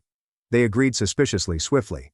When they came, they discovered not only me, but Clara, Hugo, who had flown in that morning, and Jack, my genuine family, the individuals who had been there when it counted. Mom's expression when she learned it wasn't a private cash handover was priceless. Dad seemed to want to order a double whiskey but wasn't sure if I was paying. Before we began, I let everyone take their seats and order refreshments. Then I informed them that I knew about their mortgage predicament. Their expressions changed from confusion to hope. They mistook it for an offer of assistance. Instead, I put a folder on the table. The mortgage records revealed that I, through my LLC, now owned their debt. Their house was technically my property. Mom became white. Dad turned red. Hugo concealed a smile as he gazed down at his water glass. Clara fixed them with the cool, analytical eye of someone examining lab specimens. I calmly and clearly stated that I had options. I could foreclose immediately. I could provide a payment plan that they could not reasonably afford. I may allow them to stay as renters under tight terms. Or, and here's the kicker, I could sign the house over to them free and clear if they met specific criteria. The first requirement was that they openly admit how they had treated me, not just to family, but to their friends, neighbors, and everyone. The same folks who laughed at the 1% joke needed to know what occurred next. Second, they would go to family counseling with me and Hugo. Not to mend our relationship, but so they could hear from a competent witness just how their actions had damaged their children. Third, they would sign a legally enforceable agreement promising never to ask me for financial aid again. Mom began crying for real this time. There's no audience to act for, only genuine shock. Dad looked at the materials as if they were written in ancient Sumerian. Hugo finally stood out, encouraging them to be grateful, that what I was offering was more than fair, given what they'd done, and that he'd seen me develop myself from nothing while they replaced me with exercise equipment. Dinner was awful. Mom alternated between defensive fury and manipulative tears. Dad basically sat astonished, except for one moment when he inquired whether I had done this solely to hurt them. I responded with, "No. I did it to balance the books. You discarded me when I had no value to you. Now you want to treat me like an ATM when you need something. That's not how family works. That's not how anything works." They fled without accepting my terms. I gave them 48 hours to decide.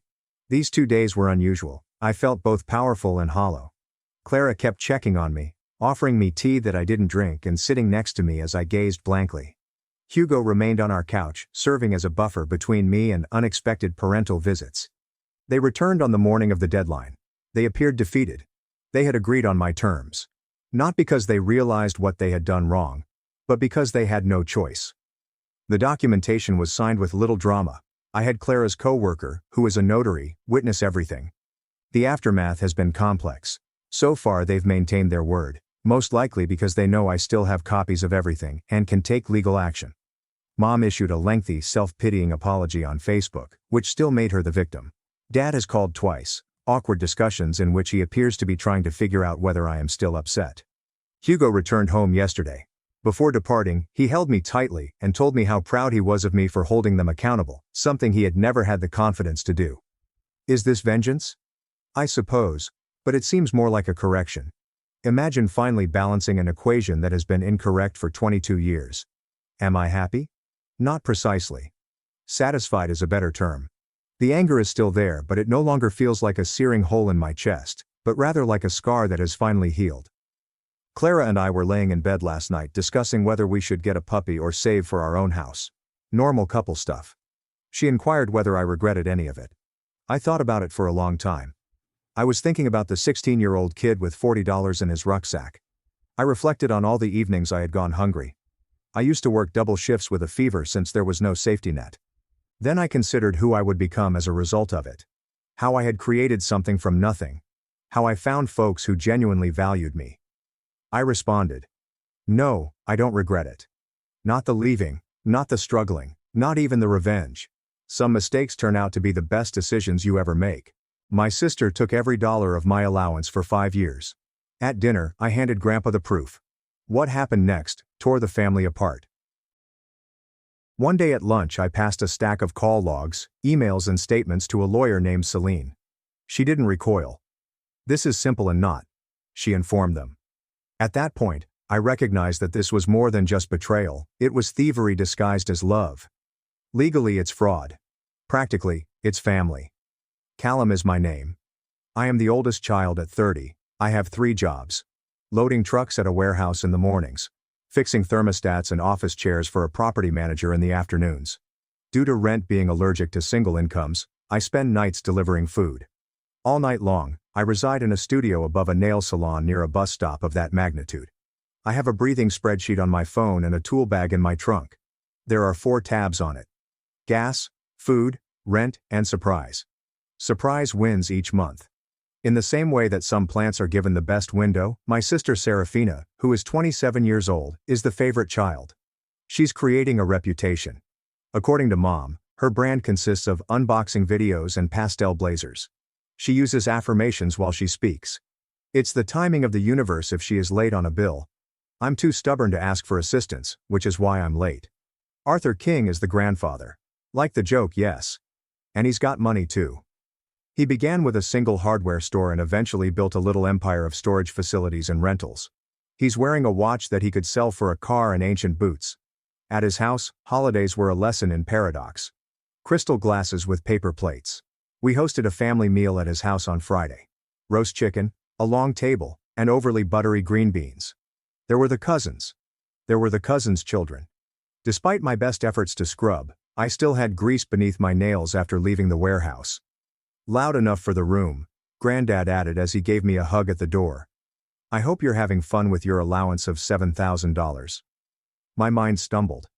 What am I? Your stipend? As if we were discussing the weather, he repeated. Started it for Serafina and you in 2019. $7,000 a month each to provide you with a runway. I forgot how hands operate as I stood there with a casserole dish that I couldn't afford to prepare. My face was at a loss for what to do, so I laughed. I have 3 jobs at the moment. I said. Not a single perfume has ever caught my eye. A fork was dropped. My ears rang from the clink. Mom frowned at me as if I had broken the script as she moved away from the stove. Don't begin, she advised. Your grandfather is attempting to enjoy himself tonight. Granddad's sleeve was touched by Serafina, who cooed. Like a nurse, she added quietly. He knows how Callum is. He dislikes accepting assistance. I answered. I love taking help. Too quickly. Simply put, I never encountered it. The middle of Granddad's eyebrows slowly met. You mean you haven't met it? I took my phone out. The history of my banking app is a graveyard of tiny sums. I combed through 3 old inboxes and opened the email from his foundation that I had finally gained access to last month. I went to disbursements and scrolled. I handed him the phone. Monthly assistance recipient for each line item. King, oh, each coordinator's detailed routing is updated. A masked account with 4 digits at the bottom that I recognized because I've Zelled that number 50 times over the years. Serafina's. I read my grandfather's face. He does not read quickly. He is meticulous. He gave me a look. Is this a joke? No, I replied. I've been using store-brand cereal to pay for my tires. It's really immersive if this is a joke. As if it were scorching, he put down the phone. The table fell silent. Just like a room does when a teacher enters without warning. I didn't give Mom the phone when she reached for it. After smoothing her hair, Serafina spoke softly. I had assumed that we wouldn't be discussing money tonight. I said, I thought we weren't doing rerouting. I was astonished by my voice. It was quiet. Granddad got up. Who made the routing change? Sit down, Arthur, Mom urged. We're not. Not allowed, he said. Serafina. However, the word fell like a burden. She raised her hands. Let's all take a deep breath. There was a miscommunication. According to the organizer, having a single landing spot for the home made things easier. I inquired. What household? She said the word family, as though it were a receipt. Granddad gave me a look and asked, when did you find this out? I replied, 30 seconds ago, but then I corrected myself because honesty is a habit that is hard to break. A month ago I had my suspicions. I requested the statements. Today they came. The atmosphere in the room was like being frozen in a brace just before a storm. When Ella D., a young cousin, muttered, "What's allowance?" her father hushed her. As if images of a baseball game would erase everything, someone put the TV on mute. Dinner attempted to restart. It didn't. My body was still acting courteous, so I ate 2 green beans. It tasted like paper in every bite. My phone buzzed at 9:14 p.m., with a number that contained the area code for the bank. I nearly ignored it because I didn't want any more commotion. I took it up. Mr. King, said a voice. Octavia from Franklin Trust is here. We're phoning to confirm an outgoing wire request and beneficiary change on your family account. The label reads, urgent. Are you authorized? Give up. I murmured, looking at my sister across the table as she pretended to carve a dessert that didn't require cutting. Tell me the request's name. She informed me that it wasn't hers. There would be no more silence about whatever was going to happen. This wasn't a number with a lot of zeros or a foundation. It began with, for now. Serafina stole change from my desk to purchase lip gloss when I was 12 years old. She's learning, according to Mom. Mom gave me a sharing lecture after I told her I wanted it back. I worked weekends at my grandfather's storage lot when I was 16, earning a beat-up Honda. Because I enjoy the sense of accomplishment, I changed my own oil and stored my receipts in a shoebox. Because girls need safety, Serafina received her mother's old SUV for her 17th birthday. College was out of the question. 2 months later, she struck a pole, and her mother responded, "It happens." When I scraped my bumper, she added, "You're reckless." I attended a community college for a semester before real life called. My back's complaints taught me the weight of a pallet while I was operating forklifts. After attempting 3 majors, Serafina took a year off to explore her identity, then content, which, depending on your relationship to her, is either a job or not. In our household, money was like the weather. The clouds parted when Serafina needed them. I was instructed to bring an umbrella when I had one. Granddad took us to dinner that evening in 2019 and announced that he was beginning to give us allowances. I still recall that night. He dubbed it a runway. Therefore, you avoid making the same mistakes I did. He told us with pride. Mom listened with pride. After crying, Serafina shared a picture of herself with the words, "Thank you." After I got home, I added a line to my breathing spreadsheet that read, "If this is real." Since entering a number felt like wishing aloud, I didn't. I saw nothing within the first month. There was a delay, I reminded myself. Nothing in the second month. Nothing on the third. Mom said, "Don't bother him. He's busy. Also, Serafina is swamped. Can you help her move boxes?" When I texted her, "Hey, did Granddad?" I did just that. Emails regarding impact reports were sent out by the foundation every 3 months. The coordinator had a different email address on file for me, an old college account I hadn't used since the password expired, so I never received them. Nothing significant ever reached me, despite Serafina's assurance that, "I'll forward the important stuff." My life, meanwhile, was all math. Groceries after 9 since meat is marked down at the shop. In my friend's driveway, the oil is changed. The sole of the shoes said hello. The fact that surprise kept winning made me take a second job. Then a third since gas began to behave like a service that required a subscription. I didn't feel embarrassed. I felt like I was exhausted. Serafina referred to me as hustling culture as if it were a derogatory term. She would wave her hand and say, "You could scale if you stopped thinking small." After the Airbnb collaboration failed, she would ask if I could pay the security deposit for her new location. "Callum, be generous, your sister is building something that helps all of us," Mom would say, and I would assist. When Aunt Isolde's card failed, I purchased her prescription. I sent Mom a Bridge Grocery Venmo. I said to Serafina, "Just until Friday," as if Friday were someone we would all eventually meet. This, I reminded myself, was community. After that, I returned to the warehouse and stacked boxes that had no interest in my story. When a letter from Franklin Trust bearing my name, Annual Beneficiary Certification, arrived at my home in April, it was the first concrete hint about the foundation. "Please confirm your contact information for your monthly distribution." My distribution was the message that was displayed. I dialed the number. I laughed and asked, "Cool. Where is it?" A courteous individual replied, "We show you as active since January 2019. It appears the routing was updated by your family coordinator, Mrs. King, that's Mom, to a household account." I had to sit down since my stomach fell so quickly. I called my mother and thanked the stranger. "Hey," I said. "We need to talk about something logistical." She said, "I'm at Pilates." As though that were a response. I remarked, "You rerouted my allowance." She let out a sigh. What a hideous word. "Callum, you didn't need it. You said you were fine." I put it where it could do the most good. The most good for who? For the family. Serafina was launching. "You know you're stable, and your grandfather said it was for you and your sister, that and matters."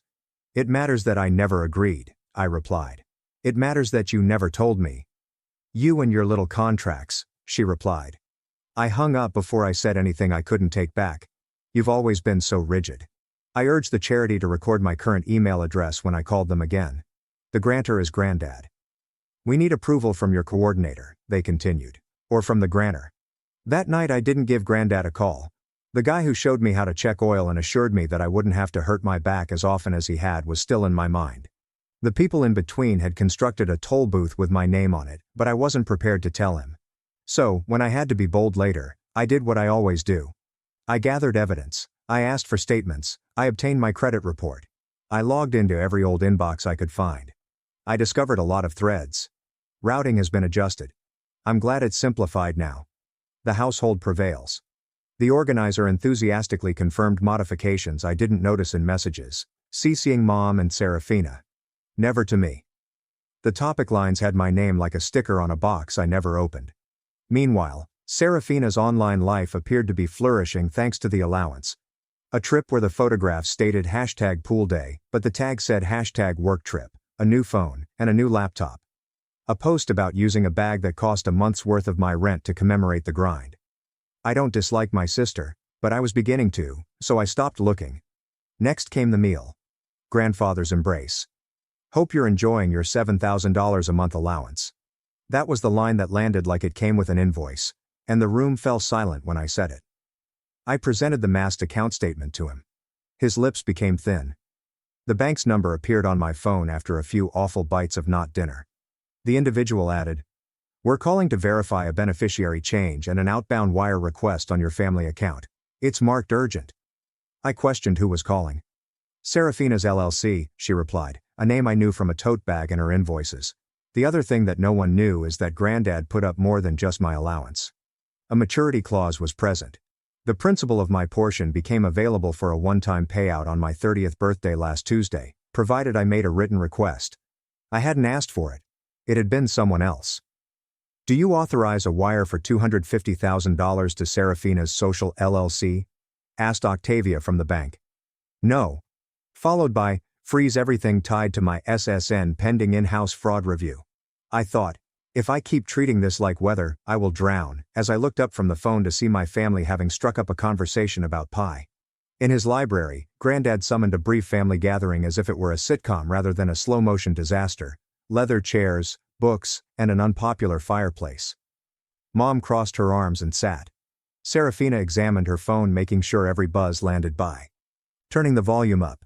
Sitting made me feel smaller than my words, so I got up. My printed assertions were in Granddad's possession. This says, he said, that every monthly distribution listed as O King has gone to an account ending in 4187 since March 2019. Administrative simplification. Mom spoke as if she were giving testimony in front of a committee. We used a household account. Everything was shared. I wasn't, I said. In her own words, you were. You just didn't notice because you were so busy. Serafina got right in. Her words, and I kept receipts. Rent when I was starting, equipment, flights to conferences. It wasn't like I bought shoes. She had worn shoes that I had seen online for the equivalent of a motorcycle payment. Why didn't you tell me sooner? Granddad asked me as he turned to face me. For 1,000 little reasons that, when spoken out, were ridiculous. Since I believed it would give the impression that I was avaricious. I was constantly on the verge of being held in contempt because Mom made my mouth feel like a courthouse. For I did not wish to be the issue, since I was preoccupied with surviving. My response was, I didn't know. Not really until I did. Like a judge who is already aware of the outcome, he gave one nod. He put his phone on speaker and looked at Octavia's number. We need to cancel any beneficiary change requests and reverse any unauthorized wires, he stated. Effective now. Octavia worked effectively. We've placed a temporary hold on the outbound. We'll need written confirmation from the grantor and the beneficiary. We'll also need to verify coordinator permissions. Mom took a seat in front. Don't be theatrical. This is family. His words, this is money. And money makes most families worse. The smile on Serafina's face broke. You're going to humiliate me over a misunderstanding? Without raising his voice, he stated, you've been undermining your brother in installments for 5 years. Mom made one final attempt. Callum never asked for help. He's stubborn. I turned to face Granddad. I then turned to face my sister. I then turned to face my mother, who instilled in me the habit of treating receipts as though they were prayers.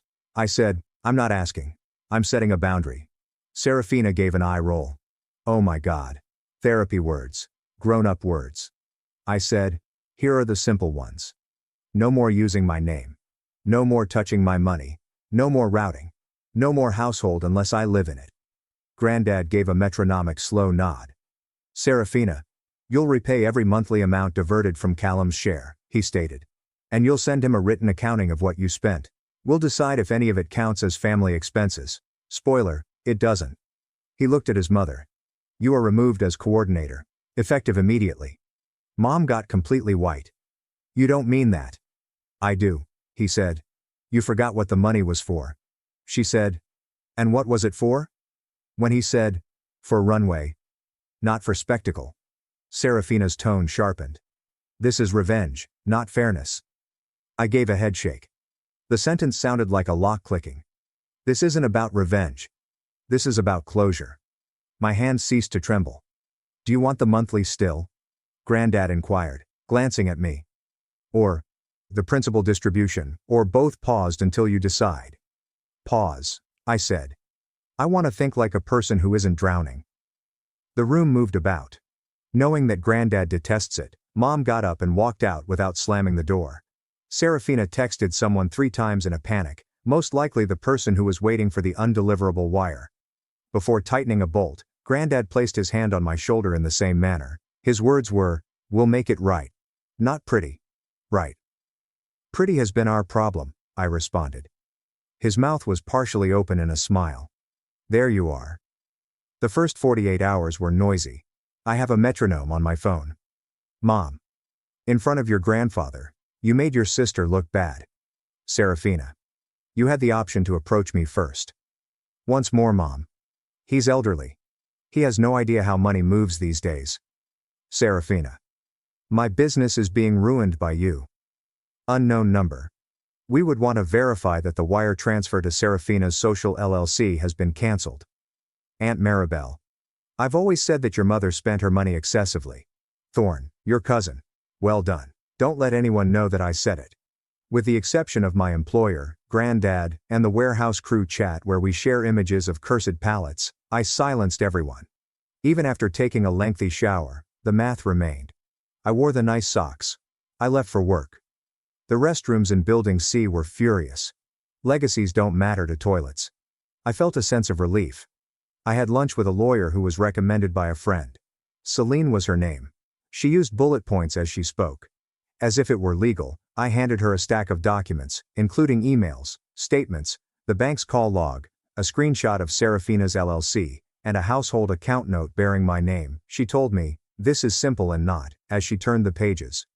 Legally, identity misuse, unauthorized transfer, breach of grantor intent. Practically family. Saying, "I don't want a court. I want a wall." She stated, "We can build one. A demand letter to repay diverted funds into your account. A new trust administrator, fraud alerts, and a directive to the foundation. No coordinator except you and the grantor. Also, passwords. Change them everywhere." I followed her instructions. A credit freeze so severe that it most likely froze my high school yearbook, a new bank, and a new email. Since 2020, I had somehow managed to pay for Mom's streaming services, so I removed my name off them. Because sometimes closure means releasing your wallet from a future you didn't sign up for, I canceled an old card that continued getting charged for household Amazon. In order to be the word receipt in a lawsuit, Granddad employed a forensic accountant. A spreadsheet that would make a saint curse was sent to us. Since March 2019, $7,000 has been reported under O each month. King defeated X4187. Notes. Office, travel, and brand costs. Complete. I needed to take a seat. Since the number is a character in this story and I don't want to give it any more lines, I won't write it here. I received an email from Serafina that included a 4-page PDF document with the subject apportionment. When Mom was short, we paid her HOA. The family gains from our investment in my company. Callum didn't. Inquire. "Let's be mature and not make this ugly," says the final line. I sent it on to Celine. Then she sent Serafina and Mom a letter that contained terms like misappropriation, restitution, fiduciary duty, and my new favorite, cease. She responded, "We're adults. That's why it's in writing." It wasn't impolite. There was a pay-labeled door on the wall. I prepared for what lay ahead. It originated in the typical way. "You're removing food from your sister's mouth, Mom." Me.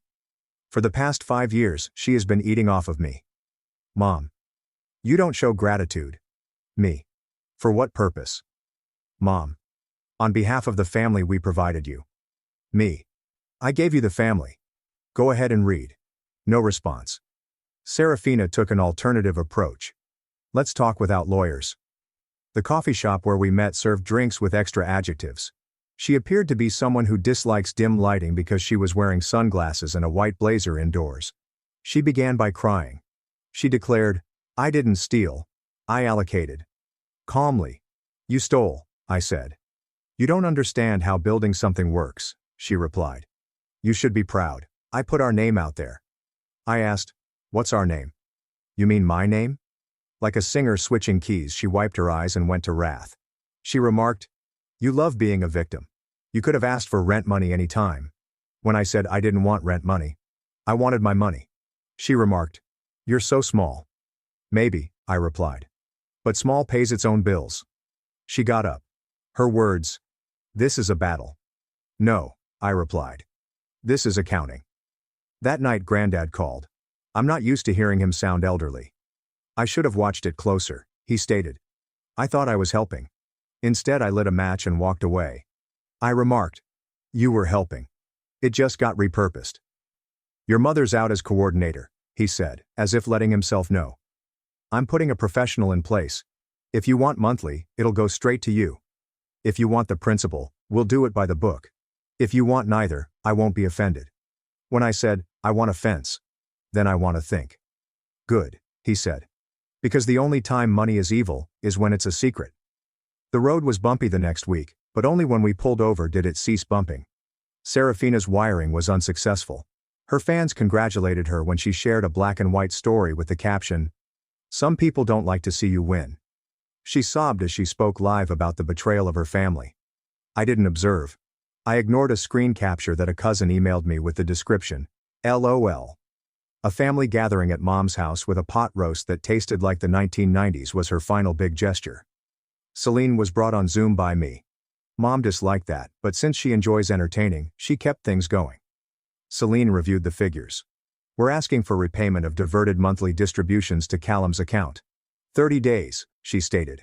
We're not asking for punitive damages, we're not filing a police report, we're not going to court if you comply. Serafina's laughter was devoid of humor. You can't squeeze blood from a stone, she stated. Selena remained still. Good thing we're squeezing it from money. Mom tried crying. She said, "You're his sister." As though I was unaware of it. I know, I replied. That's why I'm not pressing charges. That's why I'm asking for a plan. That's why this isn't a scene. It's a line. Everything was different when we departed, and nothing was signed. In any case, a partial restitution transfer appeared in my new account 2 days later. It wasn't from Serafina, it was from Granddad. He sent a message. She'll repay me. You're not my bill collector. You're my grandson. Like a character in a movie who eventually lets go of their jaw, I sobbed for 10 minutes on my kitchen floor while wrapped in a towel. Because I wasn't juggling 2 jobs at once, my work became easier. On paper, I still held 3 jobs, but the balance changed. My manager didn't fire me because I declined an additional shift. My feet hurt from my old boots, so I got new ones. There were no numbers in it when I inhaled. Late-night texts were still coming in. Hurricanes and group chats persisted. Some family members still considered gossip to be a game. However, my mind also contained a locker with a door. Mine, it said. 5 weeks have passed. There is a qualified administrator present. I get emails that are addressed to me and contain my name. The monthly doesn't happen on its own. I requested that Granddad put it on hold while I consider my personality when I'm not working hard to remain motionless. The main is positioned behind a procedure, not beneath my sister's cursor, as it should be. I text Serafina when we need to discuss Mom and the holidays. I ignore her flares when she says things like, "You made me look bad." Like coupons, Mom sends me stories about forgiveness and pictures of sunsets. I adore them. I don't understand. I posted the following 5 lines to the cabinet in my kitchen, where the coffee is kept. Never to see again, I don't send money I can't afford. Household doesn't give you the right to use my name. For those who would rather use magic, I don't explain math. I don't respond to inquiries about money via phone, email, or any other method. I don't feel bad about locks on doors that ought to have been secured from the beginning. Every time I cook eggs, I read them aloud. It feels both forceful and stupid at the same time. Granddad stopped by the other day with a look and a bag of bolts. Between us, we fixed 1 unsteady object and 3 wobbly chairs. He continued, "I wanted you to have options, not obligations." "I wanted that too," I said. As he does after finishing a task, he placed his palm on the table and tapped twice. "Good." He continued, "If you want a moral, it's boring and it works. Don't pay for the story where you are the villain and the sponsor. Don't call a pipeline a misunderstanding. Don't let a banner that says family cover a receipts drawer. Build a fence, keep a door, use both. This isn't about revenge. This is about closure." The studio above the nail salon is still where I am. The bus continues to sigh. Even though I still have a tool bag with me, my heart doesn't race as my phone buzzes at 9:14 p.m. My finger is on the button if the bank calls. According to the cabinet, if the family calls, the call is sent to voicemail. The allowance is not me. The sponsor is not me. I have the authority to choose what I will fund with cash, time, and quiet. My parents kicked me out for getting a job instead of babysitting their kids. Weeks later, their perfect life collapsed as I exposed their lies. My parents cut me off because I got a job and couldn't babysit anymore, and then lied to the rest of the family when asked about it. So I went nuclear and exposed them. And now they're attempting to force me back because their new babysitter has quit. I obtained my first job 2 months after I turned 17. But when I told my parents about it, their first words were, "Who's going to babysit our kids?" I should have been surprised, but I wasn't since I knew my parents. So I said, "Well, who's going to pay for my college tuition?" I intended to stump them. You know, they had previously informed me that if I wanted to attend college, I had to pay for it myself. But instead of yielding, they began laughing as if my remark was the funniest thing in the world. You're a woman, and women should be grateful for the opportunity to care for children, whether it's free or paid. Of course, in my situation it was free. My father then stepped in with some wise words. You don't just get to be selfish and abandon the family. "Julia, do you know how much a babysitter for 4 kids costs these days?" I tried to make a compromise by telling them that some of the money I earned from work could go to them and the kids, but they didn't care. And they felt that because I wasn't spending my life caring for their children, I deserved to be kicked out. They instructed me to pack my stuff and go. I simply rolled my eyes in return. I ran upstairs, but for the first time in a long time, I allowed myself to feel it. The sadness, the betrayal, and most importantly, the grief of knowing that I would never know a life where my parents loved me. I didn't bother wiping away the tears, instead focusing on packing as many clothes as possible into a rucksack. After 10 minutes they yelled at me to hurry up and we departed for my cousin's. On the way there, my parents were attempting to persuade me to reconsider. My father reminded me of how much my brothers adored me, or more particularly, how no one else could make them stop sobbing like I could. Their manipulation wasn't even very good, but for some reason, I felt bad. I started pondering whether I was truly selfish. My mother even began crying, not because she missed me, but because they suddenly had to pay for a babysitter.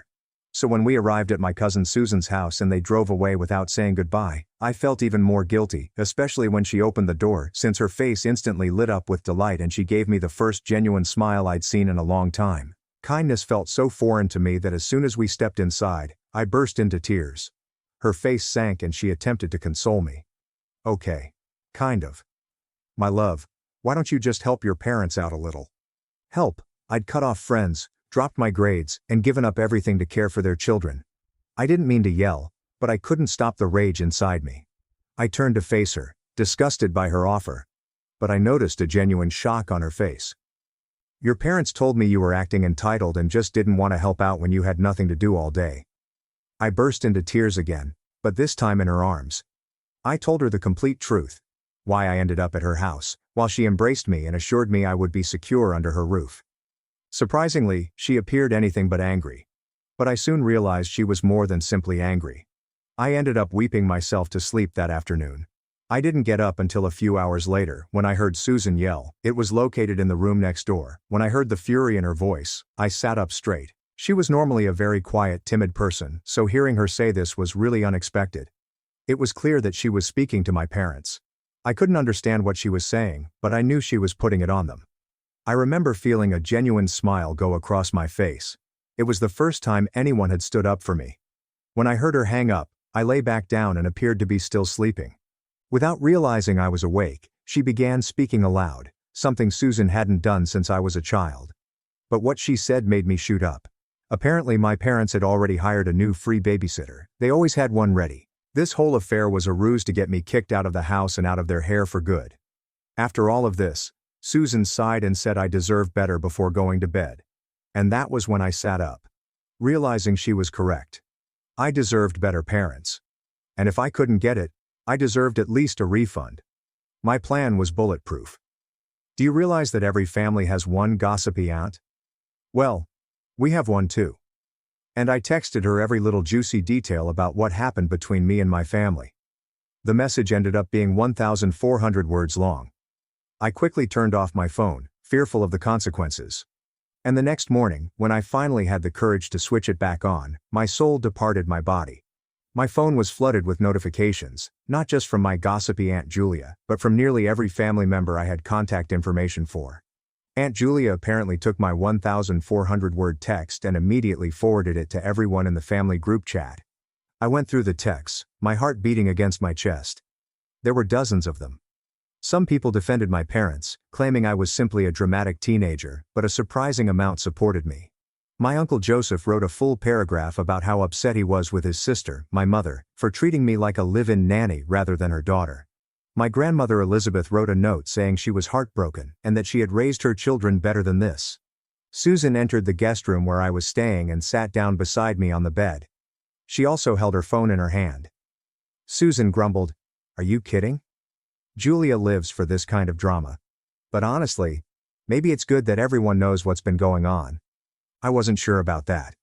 On the one hand, it felt fantastic that people finally believed me. On the other hand, I knew my parents would be furious, and I still needed to figure out what to do next. I had a job, but no permanent residence. I was still in high school, and despite everything, I missed my younger siblings deeply. My telephone rang. It was my father phoning. I looked at Susan, terror building in my chest and my hands trembling slightly, but I knew I had to confront them eventually. I took a deep breath and pressed the accept button. I answered the phone, ready for the impending blast. I was not disappointed. "What the hell do you think you're doing?" My father's voice was so loud that I had to pull the phone away from my ear. Susan could also hear it and her eyes widened. I didn't have a chance to react before he resumed his outburst. He told me I was dead to him, that I had disgraced them in front of their entire family, and that I should forget about ever returning home. I just sat there, taking it all in, my eyes welling up with tears again. When he eventually ran out of steam, all I could say was, "I didn't mean for Aunt Julia to tell everyone." "You stupid, ungrateful," he repeated, but I heard my mother in the distance. She grabbed the phone from him. Her voice was icy cold as she spoke. "Julia, you've made your choice. Don't expect any support from us moving forward. Not for college, not for your phone bill, nothing." I felt my stomach drop. I hadn't even considered all of those practical aspects. My phone was still on the family plan. I was banking on them to help me with college. "What about my stuff?" I said, my voice soft. "You took what you needed," my mother responded. "Anything else we'll donate if you don't arrange to pick it up by the weekend." The call ended abruptly. I sat there, staring at my phone and feeling absolutely overwhelmed. Susan wrapped her arm around me and squeezed. "Well, that sounded pleasant," she remarked, attempting to lighten the atmosphere. "Don't worry about your stuff. We'll go get it tomorrow while they're at work." I nodded, still shocked. My parents had virtually rejected me for working part-time at a coffee shop. What type of parents did this? Susan called in ill from work the next day, so we drove over to my folks' house. I still had my key so we could enter in without issue. The home was peaceful. My parents were at work while my siblings attended school and daycare. It felt strange to be back so soon, as if I had broken in rather than returned home. I promptly walked to my room and began gathering everything that I couldn't fit in my backpack the first time. My favorite books, more clothes, my laptop, and some photos of my siblings that I kept on my desk. Susan was in my parents' home office as I packed. I had no idea what she was doing, but I was focused on grabbing my belongings and getting out before anyone arrived home unexpectedly. Susan carried a folder under her arm as we left. I asked her what it was, and she simply shrugged and said she'd tell me later. We packed my belongings into her car and headed back to her flat. Susan finally showed me what she had grabbed when she returned to her apartment. It was a folder that contained my birth certificate, social security card, and other crucial paperwork. She had also taken my parents' spare credit card, which they kept for emergencies. "You're going to need these," she said, "and they owe you for all the free babysitting." I was shocked. "We can't use their credit card, that's stealing." Susan rolled her eyes. "Relax. We're not going on a shopping spree, but you need clothes for work, a new phone plan, and some basic necessities. They owe you at least that much." I wasn't comfortable with it, but there weren't many alternatives. I had $50 and would not receive my first paycheck for 2 weeks. So I reluctantly consented to use the card, but only for things that were really necessary. We went to the mall in the afternoon. I purchased a few black t-shirts and slacks for my coffee shop work, as well as a low-cost prepaid phone and toiletries. Overall, we spent around $200 on the card. Still, I felt awful about it, despite Susan's assurance that it was nothing compared to what a true babysitter would have cost them over time. The next day, I worked my first shift at the coffee shop. I was nervous but delighted to start making my own money. The shop was called The Daily Grind. I know, it's quite original. Jaime, the manager, was really cool and patient during my training. I messed up a couple orders and struggled with the espresso machine, but it wasn't too horrible. When I returned to Susan's after my shift, I noticed 3 missed calls from an unknown number. I paused before returning the call, concerned that it could be my parents on another phone. It was not. Emma, my younger sister, was using my older brother's iPad. She was just 10. But she managed to remember my phone number. She was crying, asking why I had left and when I would return. It broke my heart to hear her upset. I attempted to explain in a way she could understand without criticizing our parents. I told Mom I had a job and needed to move closer to it, but I still loved her and my other siblings very much. She didn't fully understand, but she made me promise to come see her soon. I promised, even though I had no idea how I was going to do it. I was a complete wreck after that call. Susan recommended we have pizza and watch idiotic movies to take my mind off things. It helped a little, but I kept thinking about my siblings and how much I missed them. The following few days settled into a pattern. I'd go to work, then return to Susan's, complete my homework, and repeat. I was constantly fatigued from trying to stay up with academics while working almost every day after class. But at least I was earning money now. About a week after everything went down, my Aunt Julia texted me, asking if I wanted to come to Sunday dinner at her place. She indicated that my grandparents will be there, as well as other relatives who wanted to visit me. I hesitated. Was this some sort of trap? However, Susan believed it would be beneficial for me to see supporting family members. That Sunday, Susan drove me to Aunt Julia's place. As soon as we went in, my grandmother raced over and grabbed me tightly. She was crying, so I started crying too. I had no idea how much I wanted a grandmother's embrace until that moment. The supper was genuinely enjoyable. Nobody pressed me to talk about my parents, but they made it apparent that they were there for me. Even before we left, my grandfather slipped me an envelope. I opened it in the car and discovered 5 crisp $100 bills inside. I tried to call him and tell him it was too much, but he refused to take it back. He explained that it was to assist me get back on my feet. The money was a big comfort. I quickly used some of it to switch from my parents' phone plan to my own. I also opened a bank account without my parents' names, as Susan had instructed. Things seemed to be going well until they didn't. 2 weeks after I moved in with Susan, I returned home from school to find her sitting at the kitchen table, serious expression on her face. "We need to talk," she continued, motioning for me to sit down. My heart fell. Was she kicking me out too? Where might I go? "Your mom called me today," Susan said. "They've noticed the charges on their emergency credit card." I felt nauseous. I should have known they'd examine the statements or receive a buy notification.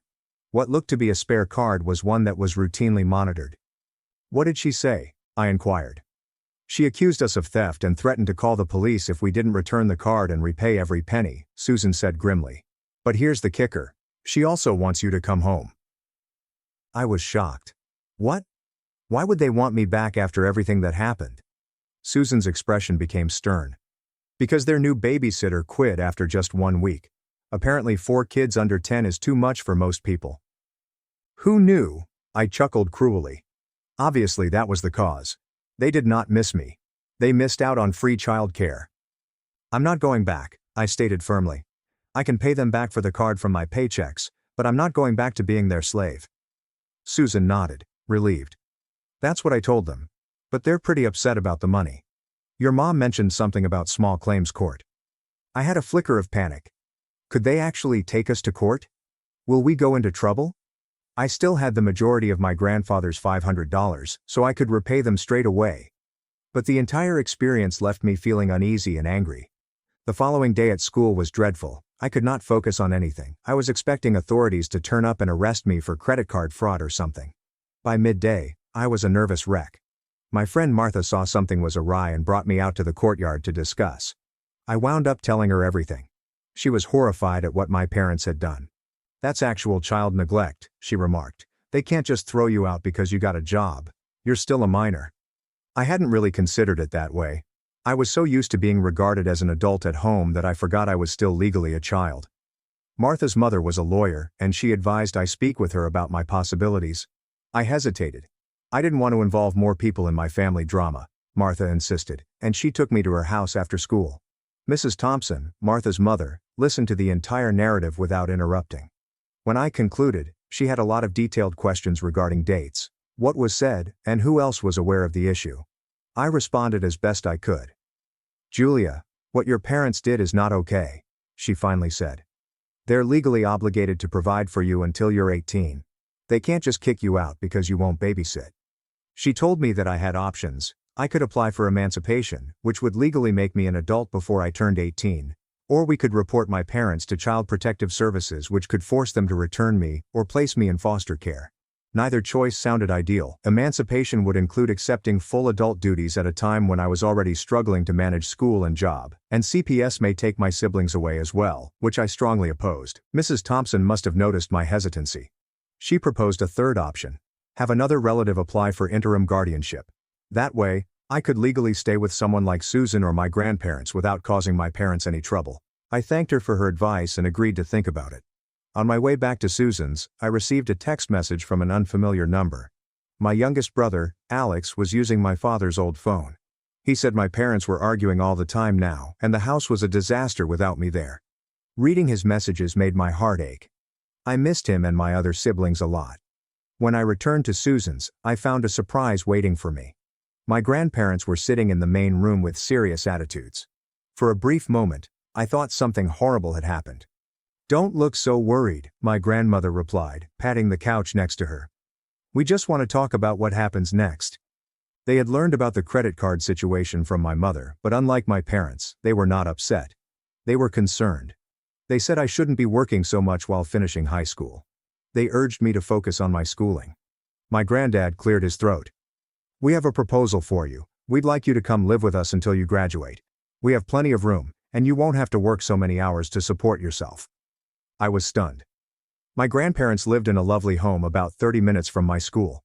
Moving in with them would solve a lot of problems, but I was concerned about imposing on them. They were presumably in their 70s and didn't want a teenager to spoil their retirement. "We've already discussed it with your parents," my grandmother said, noticing my uncertainty. "They've agreed. As long as you visit them and the kids every weekend." Obviously they had a condition. They still wanted to use my free babysitting services, but one day every week was far better than every day. And, as much as I enjoyed Susan's hospitality, living with my grandparents would be a major step up from couchsurfing. So I agreed. That weekend I relocated my belongings to my grandparents' house. They'd turned their home office into a bedroom for me. The room was modest but comfortable, with a twin bed, a desk, and a bookshelf. My grandma had even purchased new bedding and drapes to make it feel like my personal area. My first night there, I slept better than I had in weeks. There was something relaxing about being in their house, away from the commotion of my parents' home, but still surrounded by family who cared about me. The next morning was Saturday, which meant I had my first visitation with my parents and siblings. My grandmother drove me over and promised to pick me up at 6 p.m. sharp. I was nervous the whole way over. When we arrived at my parents' house, my siblings ran out the front door. Emma rushed into my arms, and the smaller ones crowded around me, all chattering at once. I hugged them fiercely, realizing how much I missed seeing their little faces. My parents were standing in the doorway, observing. My mother's expression was unreadable, but my father appeared irritated. Possibly because he had to deal with the kids all morning before I came. After my grandma left, I spent the day playing with my siblings, assisting them with their homework, and keeping up with their lives. It was almost like old times, except for the tension that existed whenever my parents were in the room. My mother ultimately cornered me in the kitchen as I was preparing lunch for the children. "So you're too good to live here anymore, but you'll take handouts from your grandparents," she told me with a sneer. I tried to remain cool. "I'm just trying to finish high school without being homeless," I said, concentrating on making sandwiches rather than looking at her. "You were never going to be homeless," she remarked. "You're so dramatic." I bit my tongue to prevent from mentioning that they were the ones who kicked me out. Instead, I simply carried the plates of food to the dining room for my siblings. The rest of the day was awkward, but doable. My father mainly ignored me, which was great with me. At 6 p.m., my grandmother's automobile drew up outside. I hugged my siblings farewell and promised to come next weekend. My mom called after me as I walked out the door. "Don't forget to bring your babysitting money next time." I turned, perplexed. "What babysitting money?" She rolled her eyes. "The $500 you owe us for stealing our credit card." I was going to protest, but concluded it wasn't worthwhile. I simply nodded and left. In the car, I informed my grandmother what had happened. She was angry, but said nothing until we were halfway home. "Your mother always had a selective memory," she finally admitted. "She seems to have forgotten all the money they saved using you as a nanny for 5 years. I was startled. My grandma had never reprimanded my parents in front of me before. It felt good to have someone else see the unfairness of the situation. Life at my grandparents' place rapidly settled into a new pattern. I went to school, worked less shifts at the coffee shop, and focused more on homework. My grades began improving almost immediately. On weekends I went to see my siblings as arranged, but I dreaded the encounters with my parents. The credit card issue was handled when my grandfather insisted on paying it off himself, claiming that it was worth every penny to get me out of that toxic environment. I agreed to pay him back, but he dismissed my concerns. A month after I moved in with my grandparents, I received some surprising news at school. My English teacher, Mrs. Melissa, invited me to stay after class. She gave me an essay I'd written on family relations and said it was one of the best she'd ever read from a kid. "Have you thought about applying for college scholarships?" she asked you. "With your writing skills and grades, you could qualify for some good ones." Given everything else going on in my personal life, I stated that I hadn't given college much thought lately. Mrs. Melissa informed me of numerous scholarship opportunities designed exclusively for children who had overcome difficulty. She even volunteered to help me with my applications. For the first time in months, I felt optimistic about my future. I began exploring colleges and scholarships with fresh interest. My grandparents were helpful, guiding me through the applications and even taking me on campus tours at a couple nearby universities. When my parents discovered out, they were not pleased. During one of my weekend visits, my father noticed me working on a scholarship essay on my laptop. "College?" he mocked. "What a waste of money. You should be saving up to get your own place instead of mooching off your grandparents." I ignored him and continued typing. This only made him furious. "You know we're not paying for any of it, right? Not a single penny," he muttered. I gazed up at him calmly. "I know. I'm applying for scholarships and financial aid." He appeared unhappy that his statement hadn't irritated me more. He walked away, mumbling something about ungrateful kids who believe they're too good for honest work. For weeks I spent the majority of my free time applying for scholarships. Mrs. Melissa examined my essays, and my grandparents assisted me in gathering all of the essential documentation. By the spring, I had applied to 6 different institutions and more than a dozen scholarship programs. The first acceptance letter arrived on a Tuesday in April. I received a half scholarship to attend State University. I was ecstatic, but it wasn't enough to cover all the expenses. I kept hoping for good news from other schools. That following week, something unexpected occurred during my weekend visit to my parents' place. My mother inquired how my college applications were doing. It was the first time she had expressed any interest in my future goals. I told her about the admission from State, trying not to seem very enthusiastic because I knew she wouldn't like it. To my amazement, she did not make any snarky remarks. Instead, she nodded and continued. "Your Aunt Julia went there. She liked it." It wasn't much, but it was the most support I'd received from either of my parents in months. I choose to see it as a positive sign. The next big news broke 2 weeks later. I got an email message that altered everything. One of the national merit scholarships I applied for had chosen me as a finalist. If I won, it would pay for my whole 4-year tuition at any public university in the state. I was elated. My grandparents took me out to supper to celebrate reaching the finals. Susan drove over to join us. The finalist interviews were scheduled for the following week. I spent days preparing for the interview. My grandmother assisted me in selecting a professional suit consisting of a navy blue blazer and skirt that made me appear older than 17. My grandfather drilled me with practice questions until I could comfortably express my ambitions and aspirations. I was quite nervous on the day of the interview. The scholarship committee was made up of 5 members, each with strong academic qualifications. They asked about my essay, my experiences, and my future ambitions. I discussed my desire to become a child psychologist, which was driven in part by my own family dynamics experiences. I left the interview feeling like I had done my best, but I wasn't sure whether it was good enough. The results would not be released for another 2 weeks. The 2 weeks were the longest of my life. I obsessively checked my email, jumping whenever my phone produced a notification sound. My grandparents kept urging me to relax, that no matter what happened, we'd work it out. But I realized how much the scholarship would impact my life. Meanwhile, my relationship with my parents remained problematic. During my weekend visits, I noticed my mother making more of an attempt to be polite, even asking about school occasionally. My father was still aloof, but he wasn't aggressively hostile anymore. My siblings, of course, were always delighted to see me. Emma began phoning me every few days simply to chat, which I enjoyed. When I went, the younger ones would argue over who would sit close to me or show me their drawings first. These times made the awkwardness with my parents worthwhile. Finally, on a dreary Tuesday afternoon, the email came. I was at my grandparents' house doing homework at the kitchen table when my phone vibrated with a notice.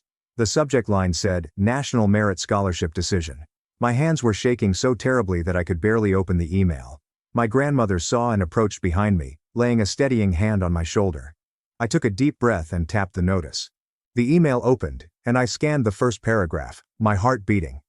"Congratulations." I didn't even have to read the rest. I had been awarded full tuition for 4 years at any public university in the state. I burst into tears as a rush of relief and delight washed over me. My grandmother hugged me hard and cried. My grandfather came in from the garage to see what was going on, and he was soon rejoicing as well. That evening, we held an impromptu party. Susan brought a cake, and Martha stopped by with balloons. Mrs. Melissa also made an appearance with a gift, a lovely leather-bound journal for my college years. In all the excitement, I almost forgot to inform my folks. I called them that night, anxious about their reaction but eager to tell the news. My mother answered the phone. I told her about the scholarship, trying to maintain a calm tone despite my excitement. There was a pause at the other end of the line. "Well," she finally said. "I guess all that studying paid off." It wasn't particularly enthusiastic, but it wasn't negative either. I decided to count it as a win. "Does this mean you're definitely moving away for college?" she inquired. I said that I was still selecting between colleges, but that I would probably be living on campus someplace. There was another pause. "The kids will miss you," she added quietly. And then, "We all will." It was the closest thing to admitting they cared about me that I'd heard in years. I wasn't sure how to answer. So I simply thanked her and said I'd see them over the weekend as usual. After that call, I sat on my bed for a while, reflecting on how much had changed in just a few months. I'd gone from being my parents' live-in nanny to living with my grandparents and receiving a full scholarship to college. It wasn't the road I had planned for my life, but it could be just what I needed. The next day at school, I found myself smiling for no apparent reason all day. The future, which had appeared so dark just months before, suddenly appeared bright and full of opportunities. I had folks who believed in me and supported my goals. And I began to realize that perhaps I had always earned that support. Things continued to improve as April progressed into May. I spent the majority of my time at my grandparents' house, which seemed more like home than my parents ever did. I continued to visit my siblings every weekend, but the visits became less unpleasant over time. My mother began making small talk with me, and my father at least stopped staring at me from across the room. Something unusual occurred on a Saturday in mid-May. I was playing with my younger brother in the living room when my mother walked in and stood there, watching us. After a few minutes, she cleared her throat. "Julia, can we talk in the kitchen for a minute?" My stomach immediately tightened up. Every time my parents wanted to communicate, it left me feeling bad, but I nodded and followed her. She was busy making coffee in the kitchen and didn't notice me. I simply stood there awkwardly, waiting for whatever bomb she was about to drop. "Your father and I have been talking," she added at length, "about your graduation next month." Oh, right, graduation. With everything else going on, I had scarcely considered it, but now that she'd mentioned it, I realized I had no idea who would attend the wedding. Will my parents show up? Would it be odd to have them and my grandparents in the same place? "We'd like to host a small party for you," she said. "Here at the house, after the ceremony." I must have appeared absolutely surprised because she giggled a little. "Don't look so surprised, you're still our daughter." I wasn't sure what to say. They had treated me as if I were nothing more than free labor for months, and now they wanted to celebrate my graduation. It did not make sense. "Why?" I blurted out, unable to stop myself. My mother's face sank a little. She set down her coffee cup and finally looked straight at me. "Because we're proud of you," she replied quietly. "The scholarship, college. You've done well, Julia." I simply stared at her. Who was this woman and what did she do to my mother? I wanted to know if she was okay or had been abducted by aliens. Before I could react, my father walked in. He nodded awkwardly at me before grabbing a beer from the fridge. "Did your mother tell you about the party?" he said. I nodded, still too perplexed to speak. "Good," he said. "We were thinking just family. Your grandparents, Susan, a few aunts and uncles." They included my grandparents and Susan, who had practically saved me from them. This was growing strange by the minute. That sounds nice," I said. "Thank you." My father nodded again and left the kitchen. My mother went back to fretting over coffee cups. I dashed back to the living room as quickly as I could, my head spinning. That night I informed my grandparents about the party offer. My grandmother developed an odd expression on her face. "Your Aunt Julia went to visit them last week," she told me. "Had a long talk with your mother apparently." That explained a few things. Aunt Julia was my mother's older sister and the only person she would genuinely listen to. If Julia had confronted her about her treatment of me, it might have reached her in a way that no one else could. "So, should I let them throw this party?" I requested an answer. "Or is it some kind of trap?" My granddad chuckled. "Not everything is a trap, Julia. Sometimes people just realize they've made mistakes and want to fix them." I wasn't sure about it, but I decided to give them the benefit of doubt. The next day, I texted my mother, saying I wanted to have the party. She replied with a thumbs-up emoji, possibly the most enthusiastic answer I'd ever received from her. Finals and graduation preparations took up the next few weeks quickly. I was placed 12th in my class, so I got to wear one of those expensive honor cords with my hat and gown. My grandparents were so pleased that they brought me shopping for a new outfit to wear under my gown. Martha and I spent the entire Saturday decorating our caps. Nonetheless, she persisted on mine in dazzling gold letters. It felt appropriate given what I'd gone through. Graduation day came with wonderful June weather. I got up early, too excited and frightened to sleep in. My grandma made her famous blueberry pancakes for breakfast, and my grandfather took shots of me as if I were a kid about to start kindergarten. The ceremony started at 2 p.m. When we arrived at school, the parking area was already full of families carrying balloons and flowers. I saw my folks' automobile right soon. It was difficult to miss, with all 4 of my siblings pressing their faces against the windows and waving madly at me. I waved back, experiencing a strange combination of emotions. Part of me was still upset at all they'd done, but another part was relieved they'd shown up. I had to line up alongside the other graduates as my family secured seats in the auditorium. Martha found me in line and we snapped photographs wearing our adorned caps. The entire experience felt strange, as if I were watching myself in a film about high school graduation rather than actually experiencing it.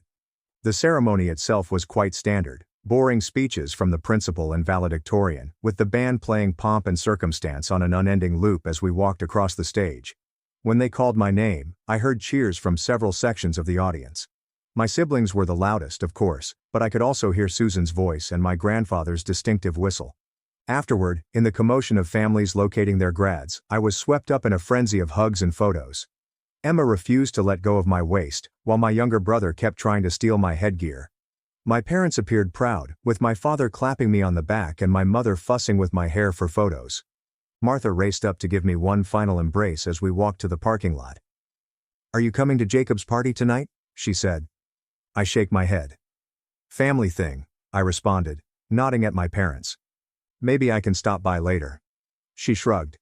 "Text me if you escape," she remarked with a wink, then dashed off to join her family. We all drove back to my parents' house in a caravan, my parents' car with my siblings, my grandparents in their car, and me riding with Susan. Susan kept staring at me while we drove. "Are you okay?" she finally inquired. I nodded. "Just weird, you know. A few months ago they kicked me out and now they're throwing me a graduation party." Susan smiled. "People can surprise you sometimes. Not always in bad ways."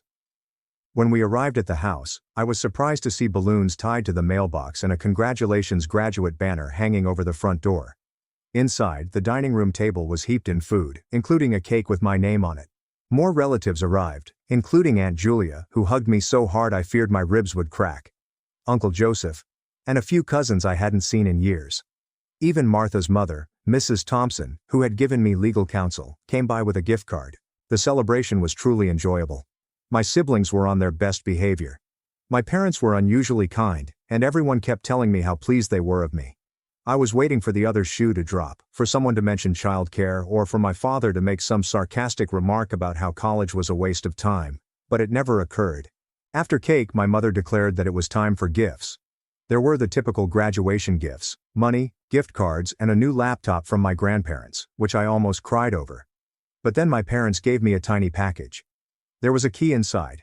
I stared at them, puzzled. "It's to our house," my mother explained. "We want you to know you always have a home here, even when you're away at college." I simply stared at the key, absolutely stunned. My father cleared his throat. We didn't handle things well," he admitted hesitantly. "When you got that job, we were wrong to kick you out." Was this actually happening? Was my father genuinely acknowledging they were wrong? I looked around to see whether anyone else was as surprised as I was, but everyone was just smiling as if everything was perfectly normal. "Your Aunt Julia reminded us that parents are supposed to support their children, not the other way around," my mother replied. "We took advantage of you, Julia. And we're sorry." I couldn't believe what I heard. My parents actually apologized. I half expected the ceiling to collapse or aliens to suddenly invade. "We're also sorry about the babysitting," my father explained. "We've hired a real babysitter now for when you're not here." I looked over at my grandparents, who were beaming with joy.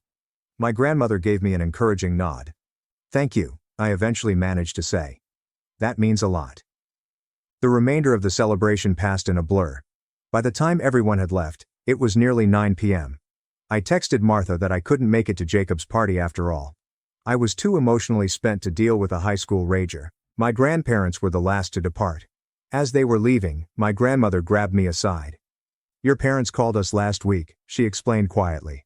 "They wanted to know if we'd help them with your college expenses, whatever the scholarship doesn't cover." I was stunned again. "They did?" She nodded. "People can change, Julia. Sometimes they just need a wake-up call." After everyone had left, I found myself alone in the kitchen with my parents. We all avoided making eye contact, resulting in an awkward quiet.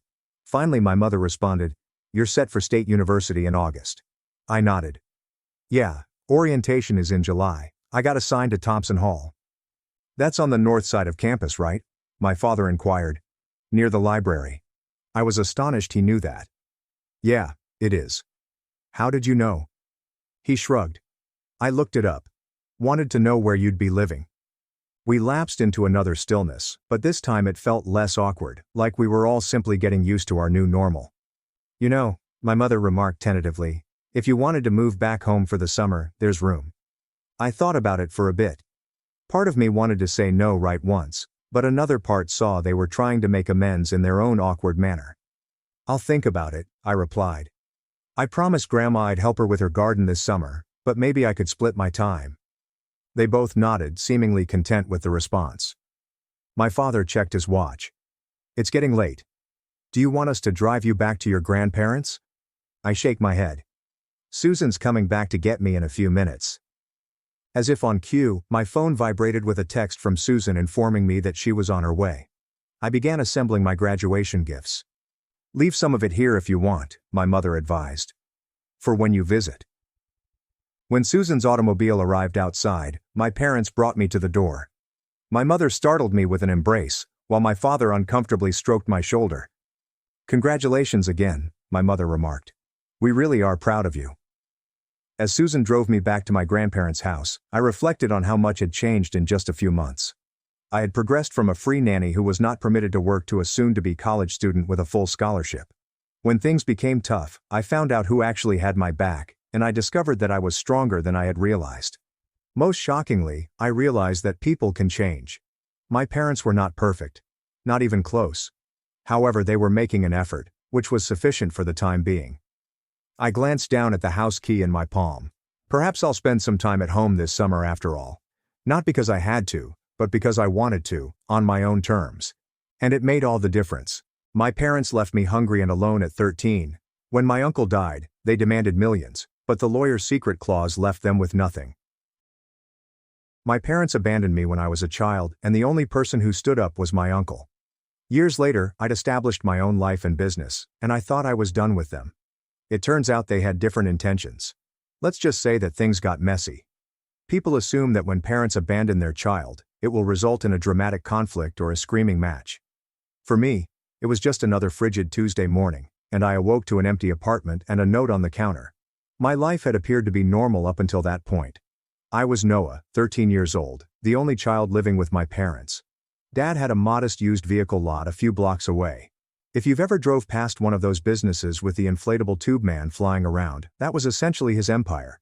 He pretended to be a business tycoon, yet half of his time was spent gambling in casinos rather than selling vehicles. Mom maintained a daycare from her apartment. She kept it going for a time, but after her depression worsened, parents stopped bringing their children. When a babysitter cancels 3 days in a row, word spreads quickly. At first we appeared to be a normal family. We had Friday movie evenings with microwave popcorn, camping vacations in this worn-out tent that leaked when it rained, and cinnamon buns on Christmas morning. Nothing flashy, but it was ours. Then cracks started appearing. I'd overhear them arguing late at night. Dad would arrive home later and later, always smelling of old smoke and grease rather than dealership floor polish. Mom spent more time in bed, blinds closed. When I asked about groceries, she told me to make do with cereal or whatever crumbs we had. Dad agreed to turn it over every week. Promises were his preferred currency, as they were inexpensive and simple to spend. I tried to stay consistent, kept my grades up, cleaned the place without being asked, and didn't complain about wearing the same shoes till the soles were nearly worn through. I assumed if I was perfect enough, they'd notice and pull it together. But kids don't fix grown-ups, as I discovered the hard way. I woke up late on the day everything fell apart. Nobody shook me for school. The apartment was really quiet. Too quiet. Their bedroom door was wide open, which was unusual because Mom always shut it on bad days. I looked inside, and half the closet was empty. Drawers were emptied out, leaving socks and other miscellaneous items behind. On the kitchen counter there was a note written by Mom. "Noah, we can't do this anymore. Your Uncle Graham will take care of you. We apologize." 16 words. That was it. I dialed Mom's cell phone and it went straight to voicemail. I tried Dad's number. Already disconnected. I scoured the premises for contact information, an address book or whatever. Nothing. It's just me, the note, and stillness. That night, I stayed up on the couch, staring at the phone, as if it owed me a response. On day 2, the landlord turned up, hammering on the door about rent. I explained that my parents were gone, but he glanced at me as if he knew better. Muttered something about contacting social services. That's when terror struck. On day 3, I gave up and called my school counselor. She did not waste time. The next thing I know, Child Protective Services came knocking. Mr. Barrett, the social worker, spoke in a calm way, as if he was trying to keep me from breaking. He called, shuffled documents, and claimed they had found my father's brother, Uncle Graham. Uncle Graham had become somewhat of a ghost name in my family. I'd seen him maybe twice. My parents always referred to him as chilly, stuck-up, and too obsessed with his luxury house design business. He resided in another state, never married, and had no children. But, guess what? He was the only individual who answered the phone when CPS contacted. When Graham strolled in the next morning, it was as if a whole new planet had entered our bleak apartment. Black vehicle in front, smart suit, silver cufflinks, and slicked back hair. He looked more at home in a boardroom than in my kitchen. He inspected the area, groaned and said, "Pack what you can carry. The rest can be shipped later." No hugs or sugarcoating, just down to business. And that's how my childhood ended. Quiet, untidy, and accompanied by a stranger who turned out to be the only adult in attendance. Graham did not waste time. While the CPS representative was filling out papers, he stood in the midst of our cramped living room, as if he were conducting an inventory check. He didn't seem sad. He did not appear shocked. He just seemed efficient. "One suitcase," he reminded me, "not 2. We're not hauling junk." I recall gazing at my belongings, the pictures on my wall, my video games, and felt a mixture of panic and rage. But I did not argue. Something about the way he said it made it plain there was no space for compromise. I shoved all I could into a faded blue suitcase. Clothes, a few books, and a photograph of me and my mother at the park. I left everything else behind. CPS would handle it, Graham stated. On the way to his house, he scarcely spoke. Every now and then he would look in the rearview mirror and inquire if I was hungry or needed to use the restroom. I wasn't sure what I was expecting. Perhaps they are comforting words. Instead, it felt as if I had been drafted into a military program. Orders only. No small talk. When we arrived at his place 3 hours later, I knew house wasn't the correct term. It was a full-blown Victorian home, the kind you'd see in a historical magazine. Tall iron fence, groomed grounds, and stone statues I couldn't identify. I stepped out of the car, still wearing the same hoodie I had been wearing for days, and felt as if I had arrived on another planet. Graham went in after me, gave the place a quick inspection and said, "Don't touch the curtains with dirty hands. Breakfast is at 7 a.m., that's all." He then left me standing there. That night, I did not cry. I was too wired.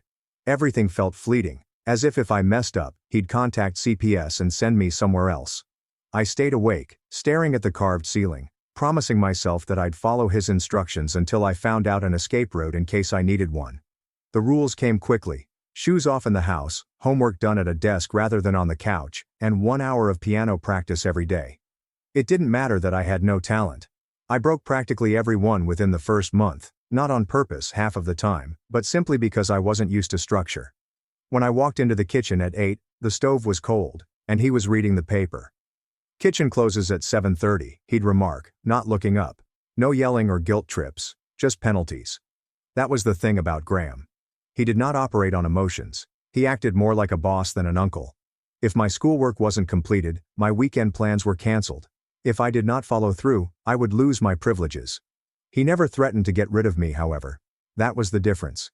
Every punishment has an endpoint. And once it was finished, life returned to normal. The first break in his steel wall appeared around 2 weeks in.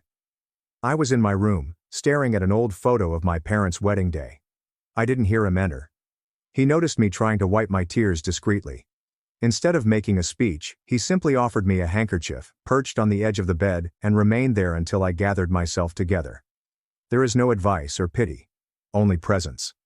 Strangely, that was superior to any "I'm sorry" statement. Graham's life revolved around systems. Whitaker Home Collections wasn't just a furniture store. He'd established an entire chain of luxury decor businesses spanning 3 states. He approached everything like business, including me. On weekends, he would drag me to meetings. "Watch how they talk," he'd say quietly. "See who speaks first, who gives in, and who maintains eye contact." I was 14 years old and taught negotiation skills before I could even complete algebra, but don't get me wrong, he was strict as hell. I was grounded for not polished my shoes before school. He once made me redo an essay 3 times because I wrote "cool" instead of "effective." And if I rolled my eyes, he'd raise an eyebrow and remark, "Be careful, Noah, the world will not bend just because you're irritated." But there was something solid beneath the sarcasm. Unlike my parents, he did not disappear when things became difficult. That first year, I challenged him 100 times, skipping piano, sneaking TV on weeknights, and hoping he wouldn't cast me away like my parents had. He never did. He punished me, but he stayed. And I gradually realized that this was not a one-time occurrence. Looking back, the first year with Graham laid the groundwork for everything that happened after. Address at the time, all I knew was that I'd gone from being abandoned as a child in a run-down apartment to living in a mansion with a snarky, rule-obsessed uncle who somehow convinced me that I wasn't disposable. Even though I wouldn't accept it at the time, a part of me began to wonder if this wasn't such a bad deal. Graham was not the type to let you go. He checked my public school grades and basically stated, "This won't cut it." Before I knew it, I was enrolled at Westfield Academy. The school was tough. The classes were more challenging than anything I'd ever seen. Kids were talking about summer vacations to Europe while I was still learning out which fork to use at supper thanks to Graham's incessant table etiquette drills. I felt like I was drowning throughout my first semester. I'd spend hours at my desk eating through textbooks and still barely get by. Graham's reply was not sympathetic. One night I came to dinner virtually in tears because of geometry proofs. He laid down his fork, gave me that look like I was wasting oxygen, and continued. "Your circumstances changed for no reason of your own, but your response is entirely up to you. Use the chance or waste it. I don't invest in lost causes." This irritated me, but it also hit home. He was not going to give me sympathy points. If I wanted to fit in at that school, I had to work hard, which I did. I used the allowance he granted me to hire a peer tutor. I created study groups. By junior year, I had clawed my way into the honor roll. Graham noticed. He didn't say, "Good job," or clap me on the back. He simply put a new leather briefcase on my bed one morning saying, "You'll need this." That was his version of pride. At home, punishment was not optional. I used to believe he was merely controlling, but then I learned it was for training. He wanted me to be bright, organized, and ready to work at his level. It irritated me at first, but I eventually realized that those behaviors offered me an advantage. Teachers at school would comment on how well prepared I was. Classmates wondered how I always had notes ready. Graham refused to accept mediocrity. The true conflict arose during college applications. I planned to attend State University. A group of my Westfield friends were going there, and honestly, all I wanted was something familiar. Graham was not having it. He strolled into my room one night, dropped a stack of Ivy League and top-tier school brochures and said, "Apply to these." I lost it. "Why should you worry where I go? State is a fantastic school. It's my life, not your project." He remained composed, of course. "Your friends are thinking about social lives. I'm thinking about your future. You have potential. Don't waste it hiding in your comfort zone." That continued to alarm me. "I never asked to be your project. Maybe I just want to be normal for once." His response was chilly and sharp. "And I never asked to be your guardian. Yet here we are. I'm giving you opportunities your parents never had. You're welcome." That gave me a headache. Not because he was incorrect, but because it was the first time he acknowledged the obvious. Neither of us had requested this arrangement, but we were stuck with it, and in his own way, he was attempting to provide me with an opportunity that my parents would never have given me. Later that night he finally opened up, which he nearly never did. He informed me that my father was a talented mathematician who was unable to attend college due to financial constraints. That he worked at a gas station while Graham received the scholarship. He resented me for many years. Graham remarked, "Your mother was also smart. But her prospects dried up. I will not let that happen to you." Hearing that altered everything. It did not warm him up, but it did explain why he pushed so hard. For him, this was about more than simply me. It was about breaking the cycle. I ended up applying to 7 schools just to prove that I was not intimidated. I had 5 options and chose Northwestern, a good blend of prominence and distance. When the acceptance letter arrived, Graham did not smile or cheer. He merely handed me a pen and said, "Sign it. Tuition's covered." There's no drama or sentiment, just action. I couldn't deny it, no matter how much I wanted to protest. His approach was working. By the time I prepared for college, I had changed from the kid who strolled into his mansion with only one suitcase. I was brighter, more confident, and perhaps more like him than I cared to acknowledge. College was the first time I felt like I had room to breathe. Northwestern wasn't easy, but compared to Graham's house, it was manageable. I knew how to get up early, manage my time effectively, and work harder than anyone else. While some kids were missing lessons because they partied too late, I arrived with a briefcase in hand, already 5 steps ahead. I joined clubs, challenged myself with group projects, and discovered that I had a talent for design and marketing strategy. Graham's observe everything lessons paid off. I could read a room, figure out who was lying, and utilize silence to coerce individuals into filling holes. It made presentations feel more like negotiations, which instructors observed. Graham didn't soften much while I was gone, but the distance altered our relationship. Calls grew less formal. He would occasionally crack a snarky joke. When I complained about the dining hall cuisine, he remarked, "Good. Consider it training for the real world, where everything tastes bland if you're doing it right." I worked at Whitaker Home Collections every summer. Graham didn't only assign me easy jobs, he moved me between departments as if he were testing me. Inventory one summer, vendor negotiations the next, followed by marketing.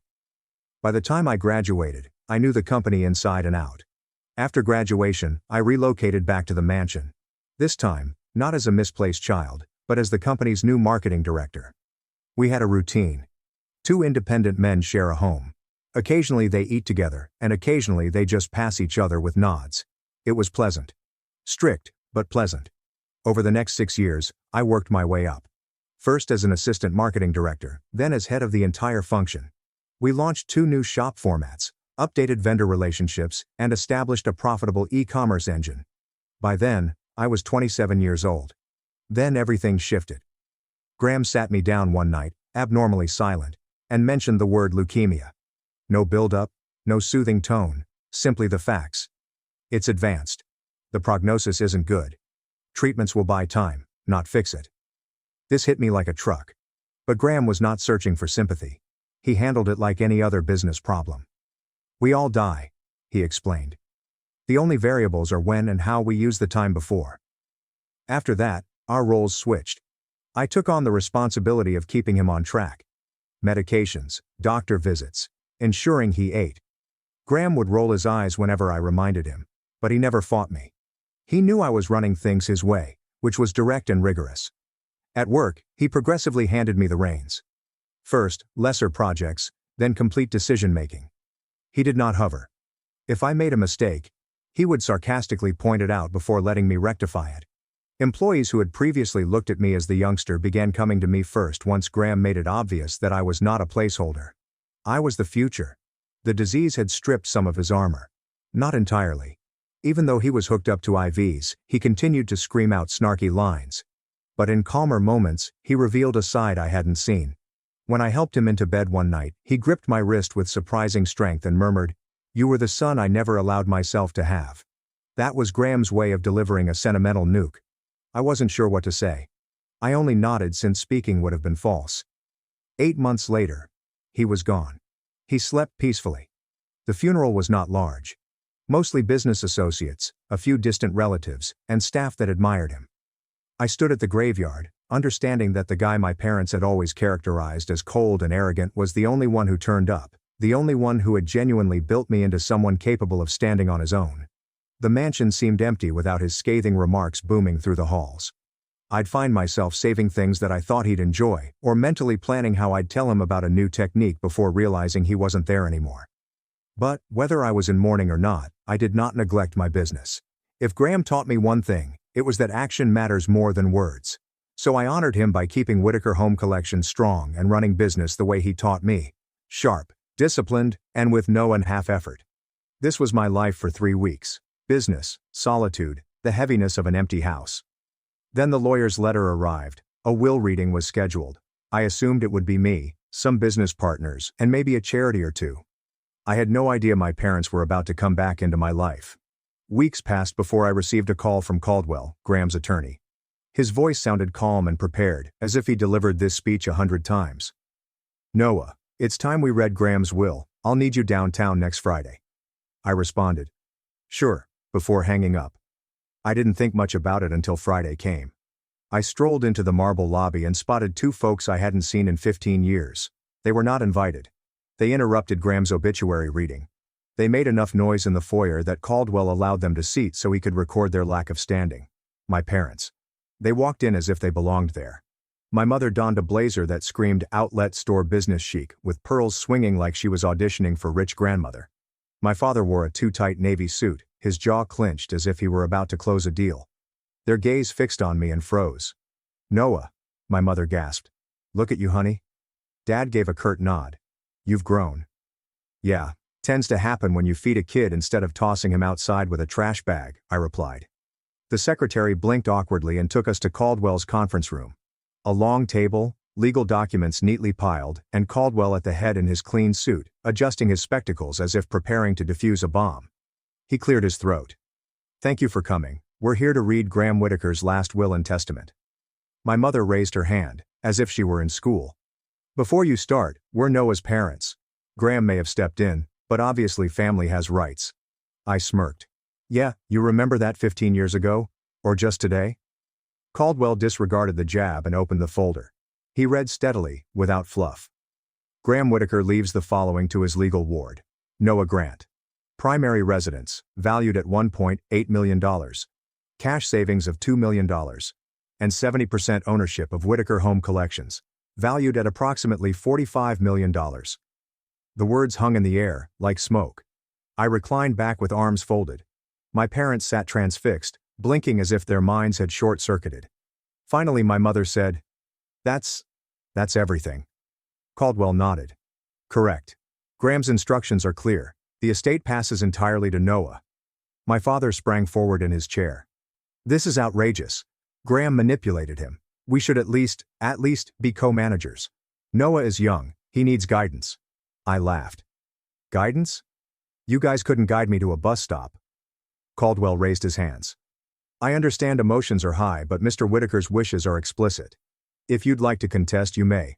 I'll warn you, this document is airtight." Mom leaned in, false tears beginning to shimmer. "We're not contesting. We just want to help. Noah, honey, you know paperwork like this is confusing. You shouldn't have to handle all this pressure alone. Let us manage it for you, just until you're settled." I stared at her. "You kicked me out at 13. I think I'll manage a house deed without your supervision." Dad tightened his teeth and whispered, "Ungrateful." Caldwell, obviously bored of the hoopla, stacked the papers. "We'll reconvene later this week to finalize signatures. For today, let's adjourn." And just like that, the meeting ended. My parents followed me out of the building, almost rushing to keep up.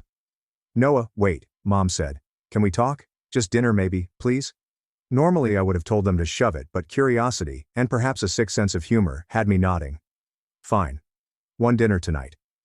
We met in a mid-range Italian restaurant near my home. When I arrived they were already seated, menus untouched, and faces rehearsed. Mom started softly. "We made mistakes. We know that. But you have to understand. Your father had problems back then. Gambling issues. It ruined our finances. And me? Well, I was dealing with depression. We weren't ourselves. I mixed my drink with the straw." "You don't say. I thought kicking your kid out was just a new parenting trend." They giggled uneasily, then exchanged glances. And just like that, the sympathy act failed. Dad leaned in. "We need help, Noah. Things haven't been easy. We're in debt. Your mom's medical bills alone." Mom cut him off, voice low and urgent. "If you could spare $100,000, just to get us stable again." I laughed so loudly that the waiter glanced over. $100,000? That's your opener? Not even a warm-up, just straight to 6 figures. Dad's cheeks turned red. "You have millions now. Don't act like this is difficult." I reclined back, arms wide, and enjoyed the performance. "Correction, I have millions. You have pasta you haven't ordered yet." Mom's voice became sharper. "We're your parents. We deserve consideration." I shrugged. You deserved consideration 15 years ago. You didn't want it then. Silence extended. The waiter eventually arrived to take orders. Awkward as hell. I chose lasagna because I knew they couldn't afford more than excuses. Dinner ended quickly. They made another appeal for money. I told them to obtain a job. Dad said something about ungrateful children destroying family legacies. Mom wiped her eyes with a tissue, as if she were auditioning for pity. I walked out feeling lighter. Not because I saw them again, but because I was certain nothing had changed. Same entitlement. Same games. The only difference this time was that I had the upper hand. And watching them squirm for a handout was more valuable than the inheritance itself. A week later, I was back in Caldwell's office. This time, it was not just me and him. My parents had brought in their own counsel, a man in a wrinkled gray suit who appeared to have gotten lost on his way to traffic court. They strutted in behind him like kings, shoulders back, smirks painted on their faces, as if this was their victory lap. "Ready to correct this little misunderstanding?" my father asked, dropping his briefcase on the table as if he were preparing to buy the building. "Misunderstanding?" I inquired. "Yeah, must have slipped Graham's mind when he raised me for 15 years and you didn't." Mom flashed me a phony smile. "Noah, honey, we're not here to fight you. We just don't want you to drown in responsibilities you don't understand. A company worth millions, properties, assets, this isn't a toy box." I slumped back in my chair.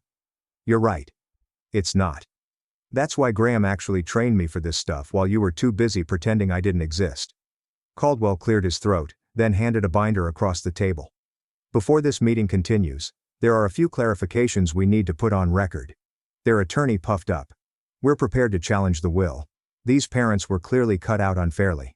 This boy," he pointed at me as if I weren't in the room, "was manipulated." I grinned. Love when I get downgraded to, "this boy." Makes me feel like a gladiator about to crush someone. Caldwell did not even blink. He opened the binder and began spreading everything out page by page. First, Noah was not just Graham's ward. At 16, Graham legally adopted him. Here are the documents, signed, sealed, and approved by the court. The lawyer's pen froze in midair. My mother's mouth absolutely fell. "What?" she hissed. That's impossible." Caldwell moved the papers closer. "Not impossible.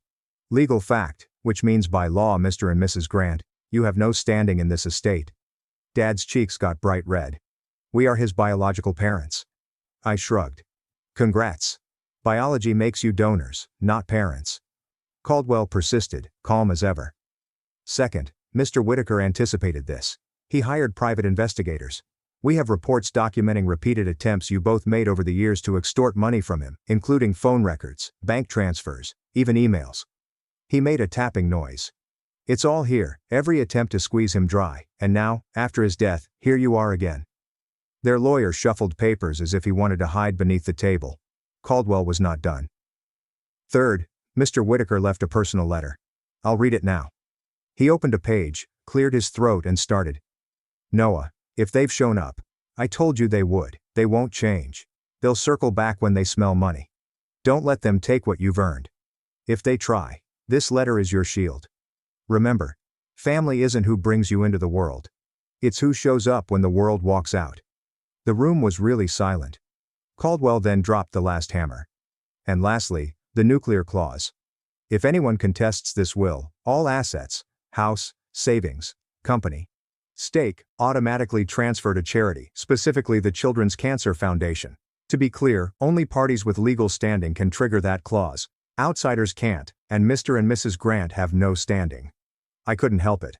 I began laughing. "So go ahead, sue me. The only thing you'll win is a donation drive." My mother smashed her hand on the table.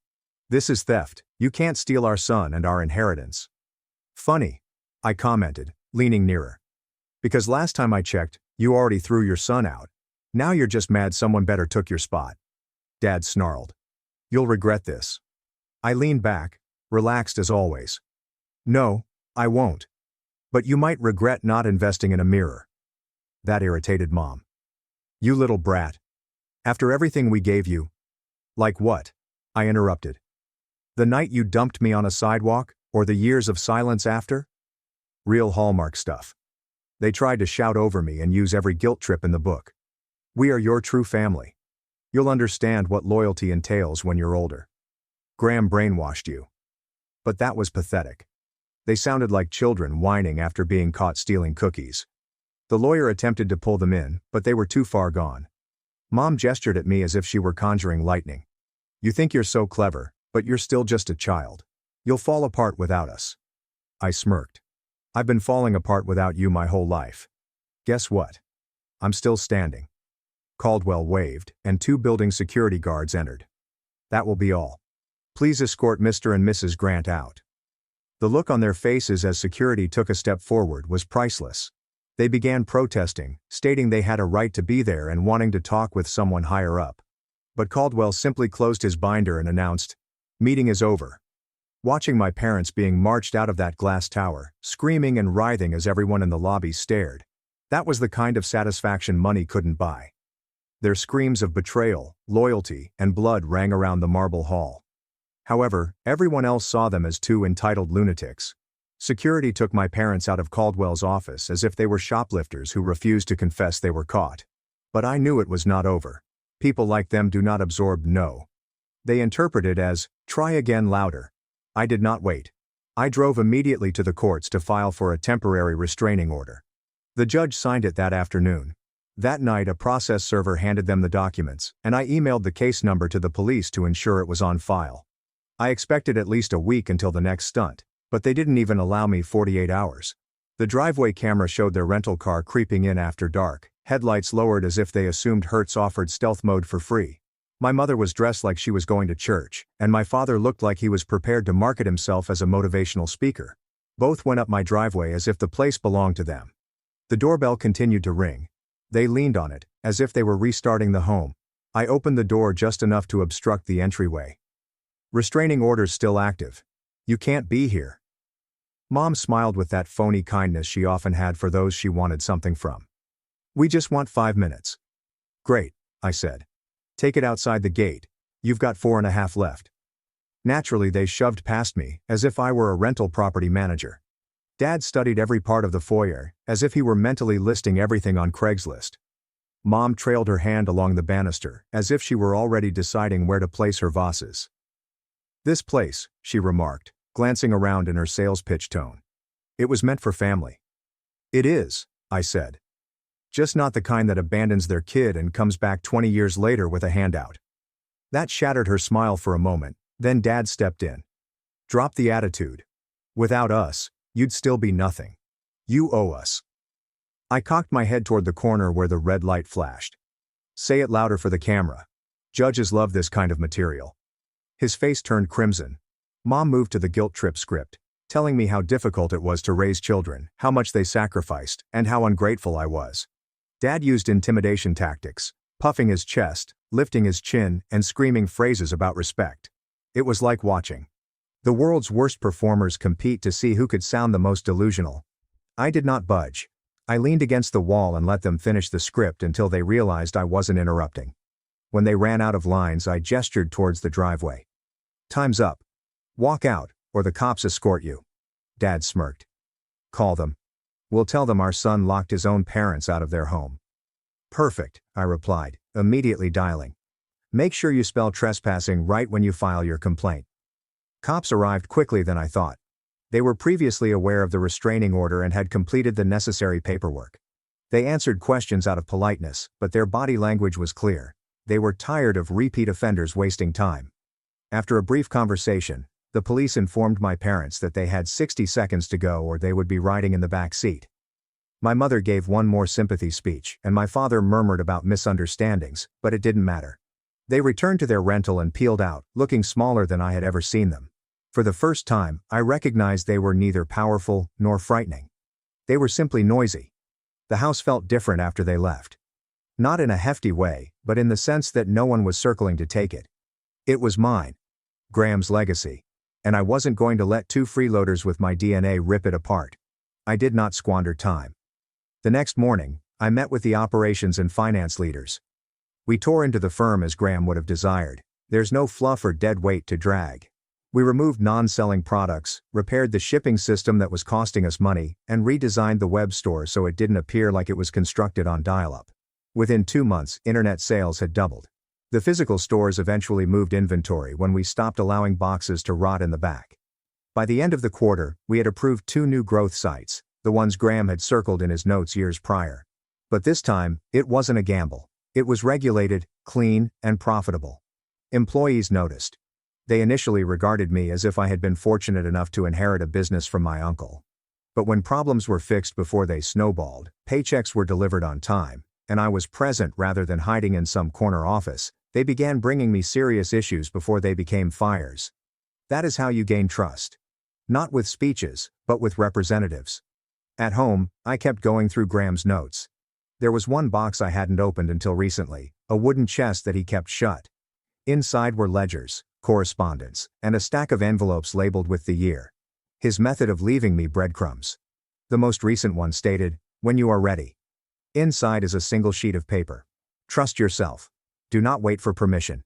Build it better than I did. Short, crisp, and straight to the point. Exactly like him. I still had the cameras rolling. Maybe my parents will try again.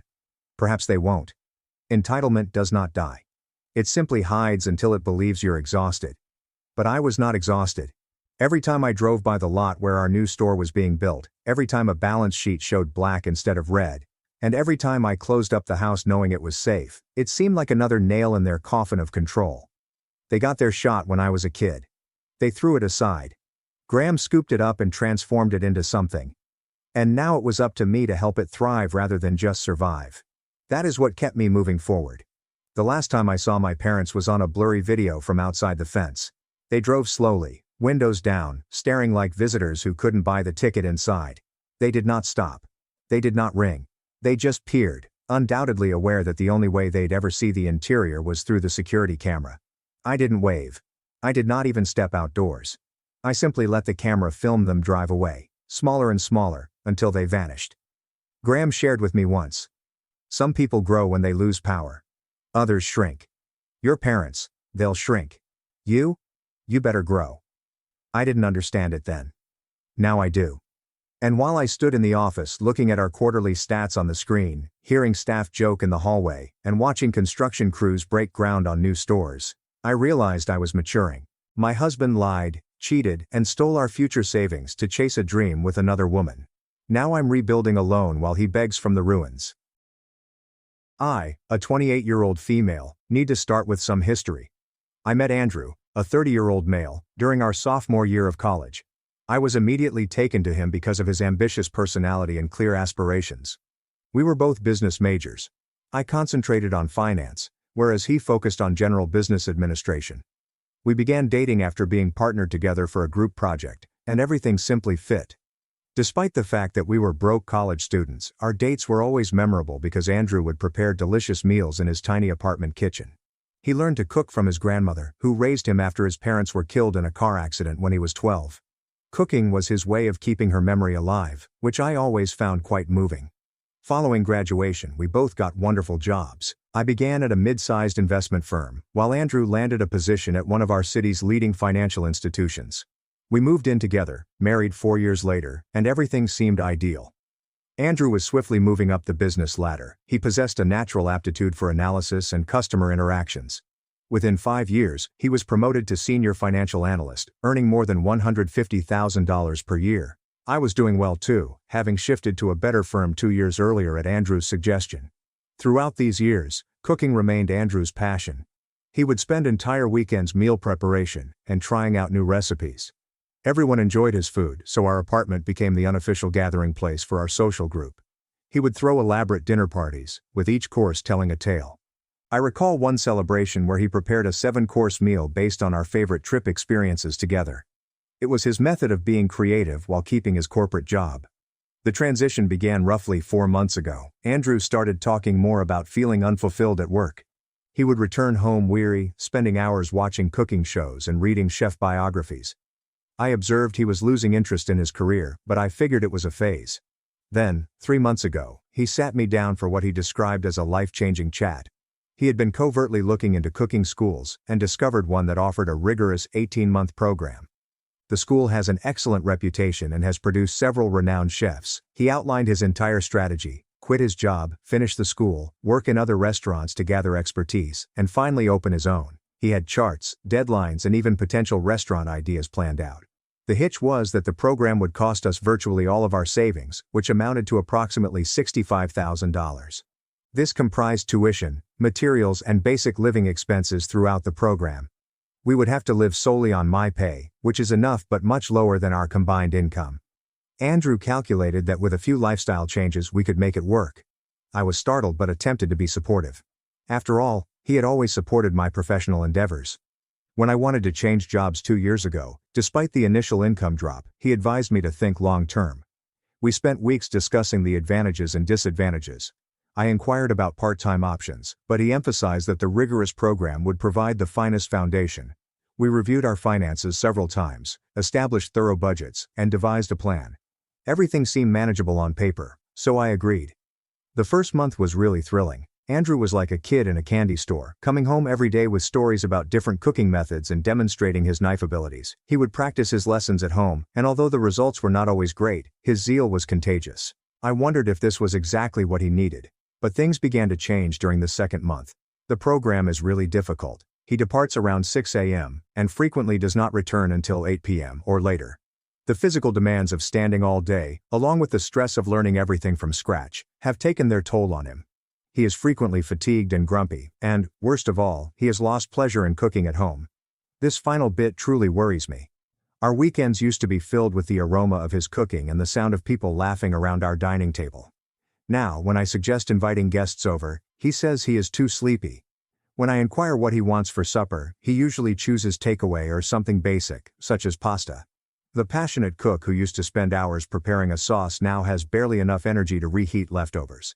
The financial strain is beginning to show. We had to cancel our planned trip to Europe, which we had been saving for more than a year. We have cut all non-essential spending. I've started taking on extra assignments at work to compensate for the decreased revenue. We are not in grave straits, but the comfort and security we have fought so hard to achieve are slipping away. Last week I learned something that seriously undermined my trust. While organizing our home office, I came across paperwork for a $20,000 personal loan that Andrew had taken out without my knowledge. When I approached him, he explained that it was for crucial equipment and additional workshops that were not included in the original program fee. He said that these things would give him an advantage in the industry. I was infuriated. We had always been open about our finances, so this felt like a major betrayal of trust. Every time I try to express my concerns, Andrew becomes defensive. He reminds me that I agreed to the modification and accuses me of not believing him. He is continually talking about his future restaurant ambitions. But all I can think about is our depleted savings and increasing stress. Yesterday he suggested wanting to expand his curriculum by taking some additional classes, which would need more time and money. I'm beginning to see that perhaps I was naive in believing that this change would be smooth. The Andrew I originally met was structured, responsible, and always considered our collaboration while making decisions. This new Andrew appears eager to give up our financial security and relationship stability for his goal. While I admire his boldness in pursuing his passion, I am concerned that he is being impetuous and unrealistic. I care greatly about him and want him to be happy, but I'm beginning to regret backing this decision. Our comfortable, steady life has been flipped upside down, and I'm not sure whether it's worth it. I sometimes find myself resenting him for choosing this road, and then I feel horrible about it. I'm not sure whether I'm being selfish or practical.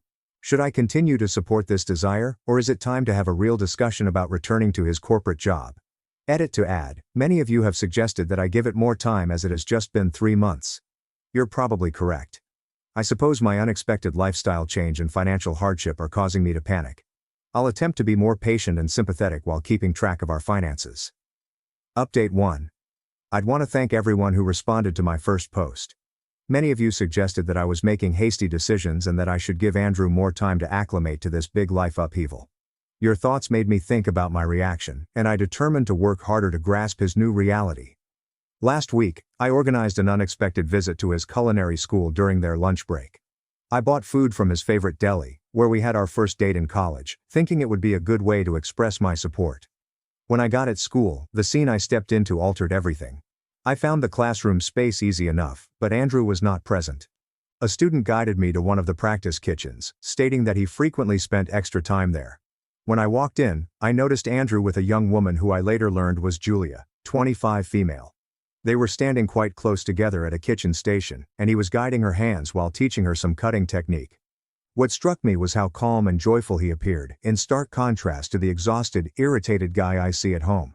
When they observed me, Andrew appeared frightened and nearly sprang away from Julia. He swiftly introduced us, and Julia was too nice, which instantly raised alarms in my mind. She kept caressing Andrew's arm while talking and making inside jokes I didn't get. She noted Andrew's natural teaching skills and how fortunate she was to have him as a practice partner. But what caught me off guard was her casual reference of their weekend study sessions at her flat. According to her, they have been meeting on a regular basis to practice recipes and procedures. This was new to me. Andrew told me he was practicing at school on those weekends. When I looked at him, he was staring at the floor and refused to meet my gaze. The drive home that evening was tense. When I eventually mentioned Julia and the weekend study sessions, Andrew became protective in a way I hadn't seen before. He accused me of spying on him, claiming Julia was simply a committed student who needed more assistance. When I pointed out that he had lied about where he spent his weekends, he turned the tables on me. He stated that my criticism about his career choice was driving him away, and that he needed to spend time with people who genuinely supported his goals. That disagreement prompted me to do something I should have done weeks earlier. I reviewed our credit card statements in detail. What I discovered made my stomach flip. There were many charges from high-end restaurants and pubs, all on weekends while he was meant to be studying at school. Some charges came from all around town, not near the school or Julia's flat. When I provided him with the proof, his tale altered. Suddenly these visits were about networking and seeing different restaurant environments. He argued that it was vital for knowing the sector and making contacts. When I reminded him of our restricted budget and how we had to cancel our own dinner outings owing to financial constraints, he erupted. "You just don't get it," he exclaimed. "This isn't about money, it's about learning and growing in my craft. You are attempting to control every aspect of my new life because you are jealous that I am finally doing something I enjoy." He stormed off and spent the next 2 days at his brother's house. During those 2 days, his brother Jason phoned me. Jason and I have always had a positive relationship. He was even my confidant in the early days when Andrew was arranging his proposal. However, this talk was different. Jason accused me of being dictatorial and stifling Andrew's inventiveness. According to him, Andrew was crying on the phone, stating he felt confined and misunderstood. This did not sound like the Andrew I knew at all. Andrew returned home after 2 days, pretending as if nothing had happened. He even gave me flowers and apologized for overreacting. However, something still felt odd. The next day, when washing laundry, I discovered a little notebook in the pocket of his chef coat. I realized I shouldn't have looked, but after everything that had happened, I needed to know the truth. The notebook began innocently enough, with recipes and cooking notes, but as I read on, I discovered personal entries that made my heart sink. There were parts about feeling trapped in our marriage, and how Julia ignites something inside him. He wrote on how she sees him as an artist, rather than a provider, and how she understands his spirit as no one else ever has. There was also a list of advantages and cons for various life decisions, including one labeled, "Starting Fresh." I returned the notebook precisely where I found it and have not mentioned anything. How can I? The Andrew who authored those remarks is unknown to me. The man I married would never lie about how he spent his time and money. He would never hide his emotions in a hidden journal instead of communicating with me.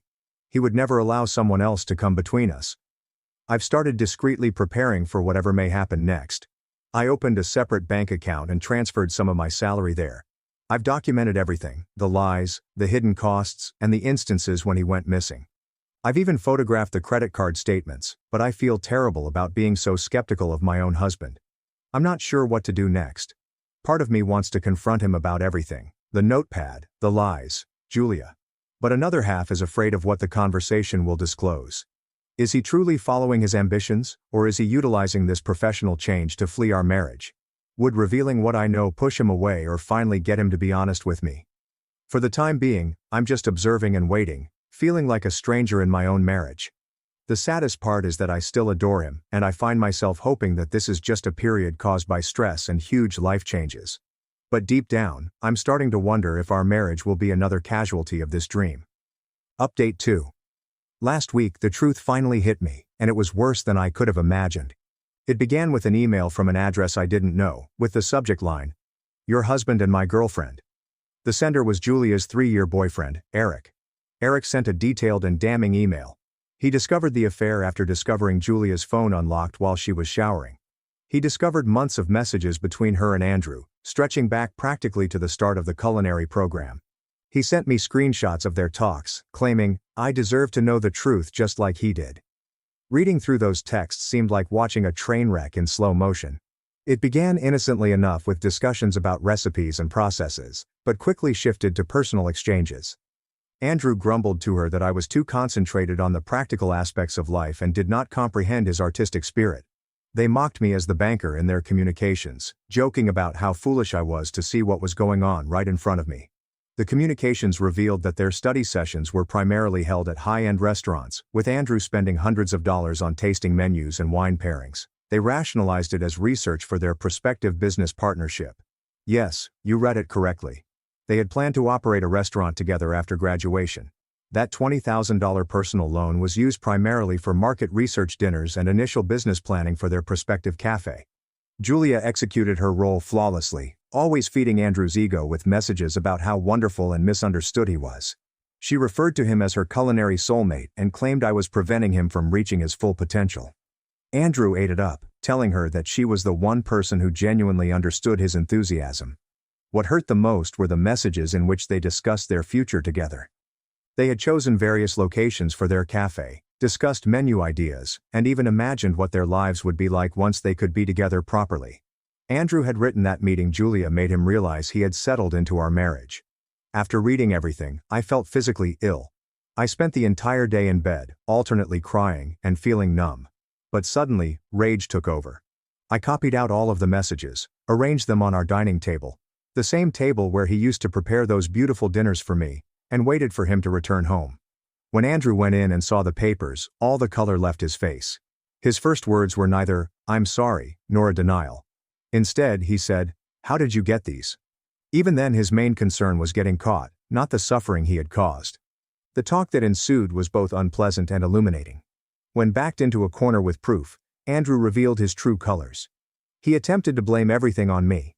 My emphasis on financial security had prompted him to seek answers elsewhere. He stated that the stress of his professional transition and my lack of support drove him into Julia's arms. According to him, Julia recognized that in order to attain your goals, you must sometimes take chances and break the rules. When I mentioned the money, our savings, the loan, and the credit card debt he'd accumulated while whining and feeding her, he had the nerve to justify it as an investment in his future. He attempted to argue that the pricey dinners were required for understanding fine dining culture, and Julia was simply assisting him in navigating that environment. The real kicker came when I inquired about their business plans. They had previously put down a deposit on a potential restaurant space using a portion of their $20,000 loan. They planned to sign the lease next month. Andrew had even drafted his resignation letter from the culinary program, intending to drop out and begin remodeling the apartment with Julia. I told him he should go that night. He attempted to argue, claiming that he could explain everything, that he was confused and worried, and that Julia meant nothing. But when I threatened to contact the cops, he eventually departed. He's been staying with his brother, who, incidentally, called me to apologize sincerely. Apparently, Andrew created a very different picture of our marital issues for his family. The next few days followed a deluge of texts from Andrew, long lines about how sorry he was, how he had lost himself, and how he wanted to make amends. He offered to cut all contact with Julia, drop out of culinary school, and even try to reapply for his old job. He sent mutual acquaintances to plead his cause, had his mother phone me crying, and even came to my office with flowers. Security escorted him out. But I am done. The trust is gone, as is the respect. The man I married, the one who cooked me dinner in his tiny college apartment and dreamed of making a life together, is no longer alive. That dude does not exist anymore. I don't recognize the person in his place. Someone who could lie to my face, take our savings, and plan their future with another woman while lying in our bed. Update 3. I promised this would be my final update, and it feels good to end this chapter of my life. The previous 3 months have been a roller coaster of legal meetings, emotional upheavals, and significant life changes. But I am finally beginning to see light at the end of the tunnel. Divorce proceedings are already started. Following my last update, Andrew's attempts to win me back became increasingly desperate. He showed up at my workplace so frequently that I had to register a complaint with security. He sent handwritten notes about how Julia didn't mean anything to him, how she was only a symptom of his quarter-life crisis, and how leaving his corporate career had briefly driven him insane. He even dropped out of culinary school and urged his former employer to hire him back. They declined. Apparently, word had spread about his abrupt leave and the entire culinary dream catastrophe. The karma train hit hard. Julia, the alleged soulmate who understood his artistic spirit, eventually abandoned both Andrew and Eric in favor of another culinary school classmate. According to mutual friends, she has a history of such behavior. Andrew was her third married man at the school. When Andrew realized he wasn't unique and was just another notch on her belt, he had a complete meltdown. He drunk called me at 2 a.m., crying about how he had destroyed his life for someone who saw him as nothing more than a conquest. The financial fallout has been ugly. Aside from the $20,000 personal loan, I discovered he had created 2 credit cards I was unaware of and maxed them out, primarily on fancy restaurants and gifts for Julia. The overall damage is estimated to be around $45,000. Fortunately, my lawyer is a miracle worker. I'm not liable for any of the debts because they were all in his name and we could prove they were incurred while carrying on the affair. The judge was particularly displeased with the proof that he spent our savings on another woman. I moved out of our apartment and into a smaller place closer to work. It's a change from our huge 2-bedroom to a 1-bedroom home, but it feels like my place. There are no memories here. There are no ghosts from previous dinner parties. I'm gradually restoring my savings while focused on my career. I was actually promoted last month, which feels like the universe's way of telling me I made the correct decision. Some mutual friends believe I should give Andrew another chance. They point out that he has endured enough. He lost his job, goals, reputation, and savings all at once. He's currently working as a line cook at Applebee's, earning little more than the minimum wage. His brother informed me he lives in their parents' basement and can only make the minimal payments on his debt. They claim he's learned his lesson, but I can't go back. The trust has been entirely shattered, and I am not interested in being anyone's consolation prize or safety net. Andrew did not only cheat on me, he lied to me repeatedly, stole from our future, and mocked me in front of his affair partner. He was willing to give up 10 years of marriage for a fantasy that lasted less than 3 months. That cannot be fixed through therapy. The irony of the situation is not lost on me. He left a 6-figure job to pursue his culinary goals, and now he makes burger platters at a chain restaurant. He aspired to be a respected chef with his own restaurant, but at the age of 30, he is still living in his parents' basement. Sometimes I wonder if he believes his artistic energy was worth the cost. As for me, I'm doing better than I anticipated. The divorce should be finalized within a few months. Given the facts, my lawyer believes we may be able to ask Andrew to pay for some of my legal bills. I've started taking cooking classes, partially to regain something he ruined and partly because I can't keep eating takeout forever. My new house has a modest but adequate kitchen, and I'm gradually coming to like cooking for myself. I've had a few people try to set me up on dates, but I'm not ready just yet. I'm focusing on rebuilding my life and rediscovering myself without Andrew. Maybe one day I'll trust enough to love again, but for now, I'm happy with my independence and peace of mind. Sometimes the best form of vengeance is simply to live. My parents praised my golden child sister while calling me an embarrassment. Now I'm successful, and they're begging me to rescue her career. My parents, who have not spoken to me in 5 years, just contacted me. I am 29 years old. They want me to help them out, or more specifically, my sister. My 31-year-old sister Claire has always been the golden child. My parents never bothered to hide it because she was superior than me in every way back then. Especially academically, which my parents never let me forget since they kept telling me that she was doing so much better than me at school, and that I needed to buckle down if I wanted to be in the same league as my sister. She was accepted into a renowned institution, and 5 years ago, she became the company's youngest vice president. She had been working there since she graduated, and she had always been able to support herself. But later, when she made history by becoming the company's youngest vice president, her expensive corporate career became the norm for me to beat, and my parents couldn't stop rubbing it in. To be honest, I was not interested in working a 9-to-5 job. I'm sure life has its advantages, but I've wanted to be an entrepreneur since I first heard the term. 5 years ago, after working at many locations and accumulating experience in the field that I wanted to work in, I decided that I was finally going to establish my own business, modern and edgy automobile accessories that I designed myself. I had spent enough time on research and development and had a solid business concept to move forward with. So I decided to go to my parents about it first, since despite how they had always treated my sister, I had assumed they would want the best for me as well. After all, they were my parents. So I decided to tell them about it after they had prepared a party for my sister's new employment. 2 days after the party, I approached them in person and explained my idea. I expected some type of response, but instead they just laughed and thought I was attempting to fool them. They found it insulting that after years of self-education, this was my big idea for my future firm. I told them I was serious, but they said I shouldn't quit my work because they'd be embarrassed to introduce their son as a failure. They said they knew my business was doomed from the start because I was not capable, and they didn't want me to fail as severely as my sister. So I had better continue with the job I already had. I was quite offended, so I decided to quarrel with them. I told them that I would go ahead with the business whether or not they supported it. They told me I could do whatever I pleased, but I wasn't free from the repercussions. They warned me that if I pursued my business idea, they would have to take me out of their lives because I would be an embarrassment to them. Something they were already aware of. They also expressed their displeasure with having to introduce their children, one of whom is a vice president at a famous company and the other, at the age of 25, is still trying to sort out his own life. They said they had been thinking about having this conversation with me for a long time, and they finally told me that I could either continue working my way up at my current job and not embarrass them, or I could do whatever I wanted and make a fool of myself. But then I'd lose them. I think it's evident what I did. I decided to cut them out of my life and never spoke to them again after that. I have also not communicated with Claire since then, because she clearly chose our parents' side over mine, which I am comfortable with. She was too haughty in any case, so I avoided her from the start. I'd been dealing with vehicles for a long time, and that's where my company idea came from, so I believed in it. I knew this was something that people wanted, so I decided to go in blind and simply prove my parents wrong. I quit my job and began working for my objective. Now I see that was a risky move, and I should not take it so proudly. I wouldn't advocate it to anyone, but it worked out for me. Within a few months, I had some investors on board and was able to launch my own firm. It was tough at first. I was basically living hand to mouth, relying solely on word-of-mouth marketing. People became aware of my business, and I gained an increasing number of consumers. Then, after approximately a year and a half, things began to pick up, and there was no going back. I'm pretty comfy right now. I have my own place, which is very wonderful. I live in a fantastic area, drive a nice car, and have everything I ever wanted.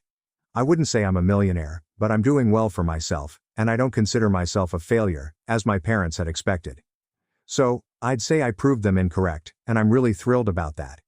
I'm so thrilled about it that I don't even feel the need to include their face, because it's not worth it. Anyway, I have not contacted them in the last 5 years. I even married my girlfriend of 8 years, and we've been married for 2 years. Last month, we discovered that she was also pregnant. I've reached so many milestones, yet I've never sought to contact my parents. They know where to locate me. They can practically contact any relative and ask where I live, so they can pay me a visit. I know they know everything about my life since I've maintained in touch with the rest of our family, and they tell me that my parents ask about me all the time yet never try to contact me. I suppose it is their method of coping with things. Anyway, they eventually contacted me last week and asked if I'd be willing to meet them. I discussed it with my wife, and she said she wanted me to go ahead and see what this was all about.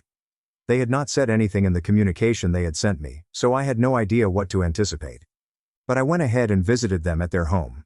When I arrived, they greeted me kindly, but I could tell there was something going on.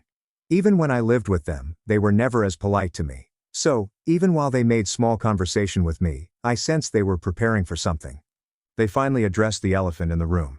They told me they had heard about my business and wanted to congratulate me. They made no apologies and simply stated that they were delighted I had been able to prove them incorrect and that their initial mistrust had vanished. That was wonderful, and I didn't know what to say, so I simply smiled. But then they told me Claire had been unfortunate in the last few months. Apparently her company was not doing well, and there had been many layoffs. Even high management had been fired, including her. So for the past 4 months, she had been sitting at home, doing nothing. My parents told me that she had been trying to find another employment, but after working for the same firm for so long, she didn't know what to do, and was quite depressed about how things turned out for her. I found it perplexing that they were talking about her because there wasn't much I could do, so I simply let them continue because I wanted to see where they were going with this talk. After a while they got to the point and asked whether I would be willing to hire my sister. She was currently too depressed to apply for employment on her own, and all of the offers she received were below her pay grade. She did need something, and my parents wanted to know whether I would be willing to offer her a position in my company, one that paid well and allowed her to bring her own expertise to the table. When they asked the question, I had no idea what to answer, so I told them I needed some time to think about it, and will let them know my decision later.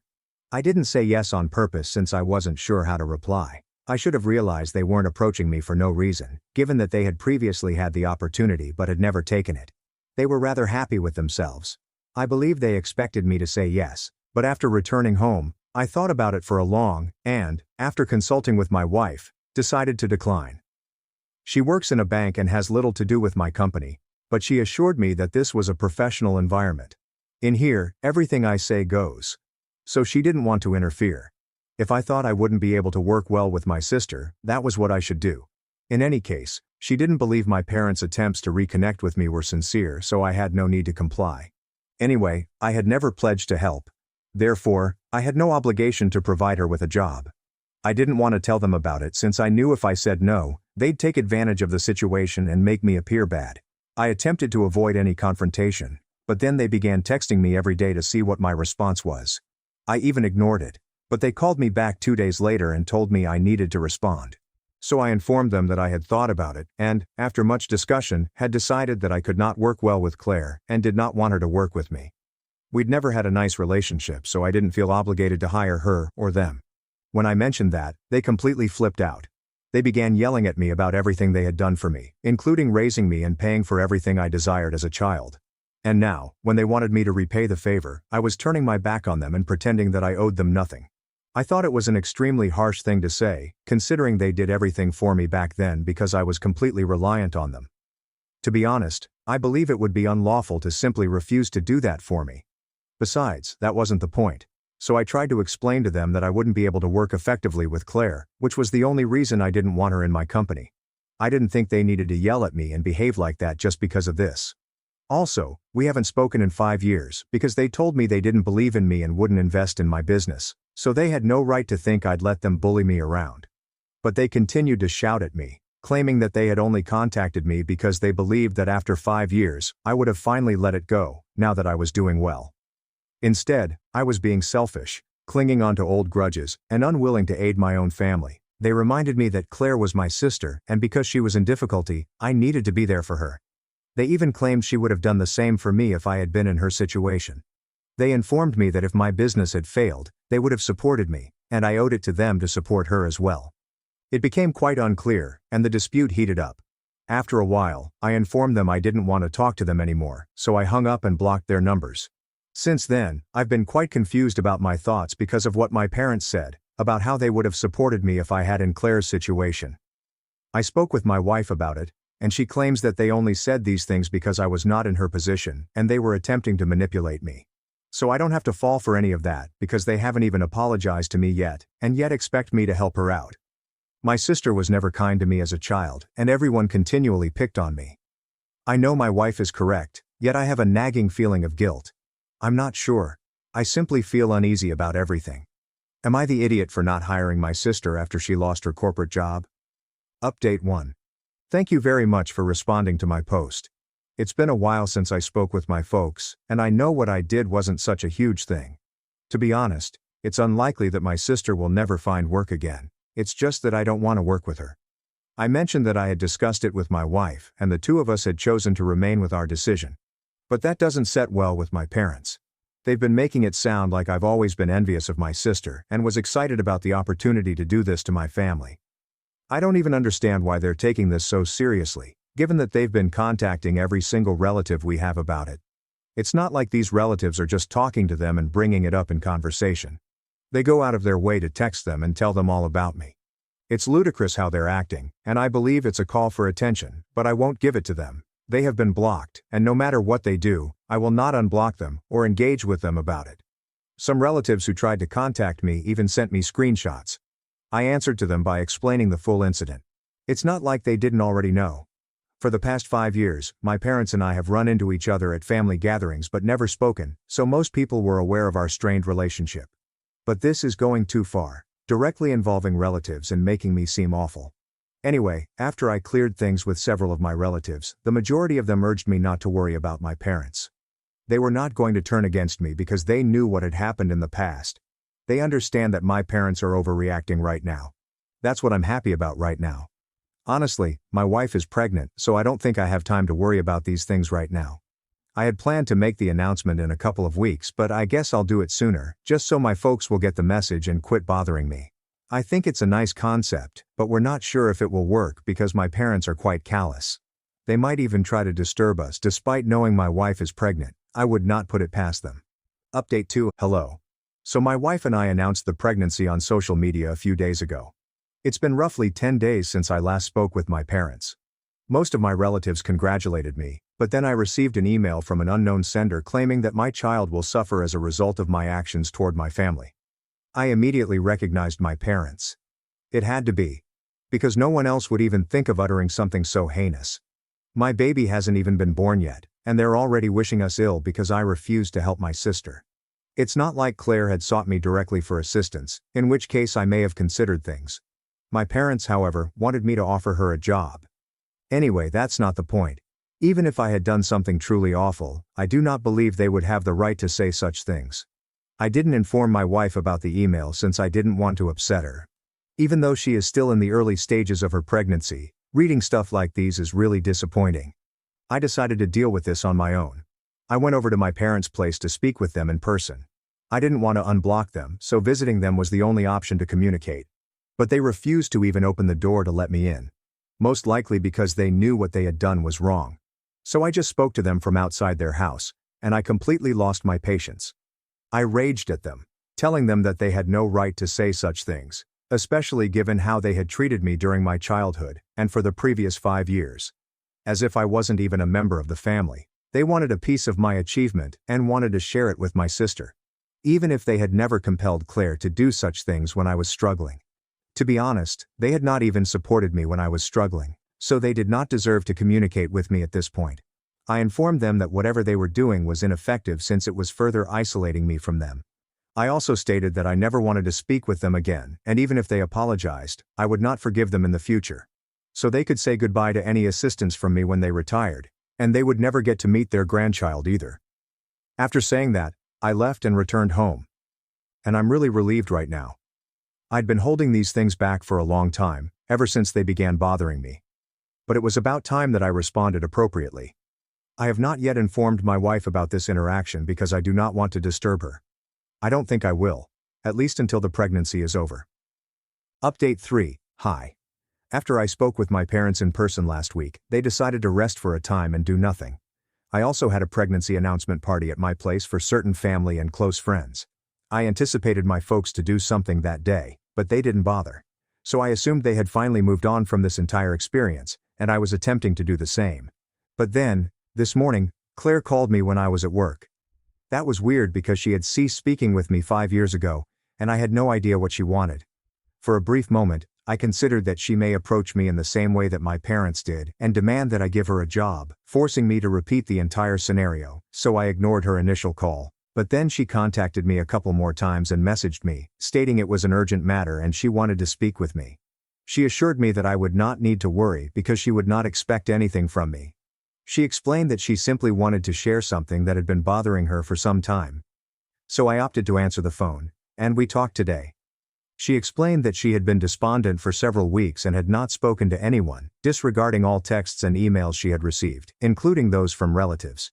It wasn't until a few days ago that she read those messages and understood that everyone was talking about how unfair it was for our parents to expect me to provide her a job, especially when they had never treated me properly. Claire was perplexed because she had been speaking with our parents on a daily basis for the past few weeks, but they had not said anything about such family events. She had talked with them after reading those messages and inquired if they had done anything of the such, but they flatly refused, claiming they had no idea what was being alluded to. She suspected they were lying to her, so she called me instead to find out the truth. She mentioned that she had spoken with our parents about her work predicament and how distraught she was. She'd never asked for my help. So she couldn't understand why they'd enlisted me, and then tried to force me to contact her and offer her a job when she hadn't asked for it. After some deliberation, I decided to tell her the truth, because I believed she deserved to know what our parents had been up to behind her back. I gave her the entire thing that they had told me. I explained that once they told me about her position, they told me that I needed to get her a job and help my family since she was not in a good place right now and they didn't want her to suffer. I informed her that while their initial aim was to really aid and support her in getting her life back on track, it gradually degenerated into harassing me, which I was not okay with. I told Claire that I was very sad about her employment because I knew how important it was to her and how much work she had put in. It couldn't have been easy being laid off like that. But truthfully, she knew we never got along and wouldn't function well together, which is why I denied our parents' request. Claire seems to comprehend. She informed me that she was not interested in working with me. She did not intend it offensively, but she was simply not in the appropriate frame of mind to work with anyone right now, so she was taking a break on deliberately. Our parents had given the impression that she had no proposals worth considering, but she did. She was only holding out because she wanted to rest. It was her personal choice. She wasn't upset, but she made the decision to not work for a while on her own. She was frustrated, so she vented to me for a while, and I let her. Even though we weren't on the greatest of terms anymore, I believed she needed it. After we had a complete chat about it, she told me that she was really upset about what our parents had done to her because it made her appear desperate and gave people the wrong impression, as if she was attempting to persuade our parents to compel me to hire her. She told me she was going to talk to them about it, and she apologized for everything I had been through.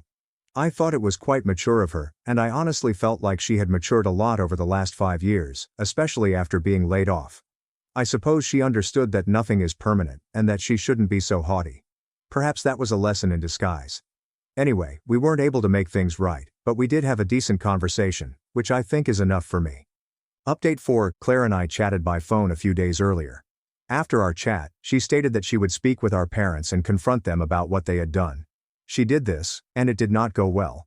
Our parents were defensive, claiming that they were only trying to help her since they didn't think her decision to take some time for herself was a good one. They insisted that she resume her search for a better career immediately. They ended up in a massive quarrel because Claire accused them of trying to control her life from the start and never allowing her to make her own decisions, even as an adult. Of course, my folks were upset about it. They began listing all of the things they had done for her, which were the typical things parents do for their children. I'm not sure why they always feel it's appropriate to talk about it as if it were a favor. It wasn't a favor, they had to do it regardless. The fight escalated to the point where Claire no longer speaks to them. And who do they blame for all of this? Yes, they're blaming me again. I just don't get how I can become the scapegoat for almost every problem they end up in. This time, no personal confrontations occurred. Instead, they just decided to create a Facebook post about it. Lucky for me, all of our relatives rushed to my aid and called my parents out on their stupidity. They reminded them that they had been bad parents, not just to me, but also to Claire in some ways, because they continued to attempt to control and push her, especially when she was already going through a difficult time. They should have been there for her morally and emotionally, encouraging her. Instead, they were putting her down even more and portraying her as the evil guy. After receiving several comments from relatives, my parents decided to erase the post and block everyone in the family. To summarize, pretty much everyone has ostracized them now, which I am really glad about. Claire has apologized for mistreating me in the past, and we want to work on improving our relationship in the future. But for now, my wife is the most important thing in my life, and I am very happy to be a father.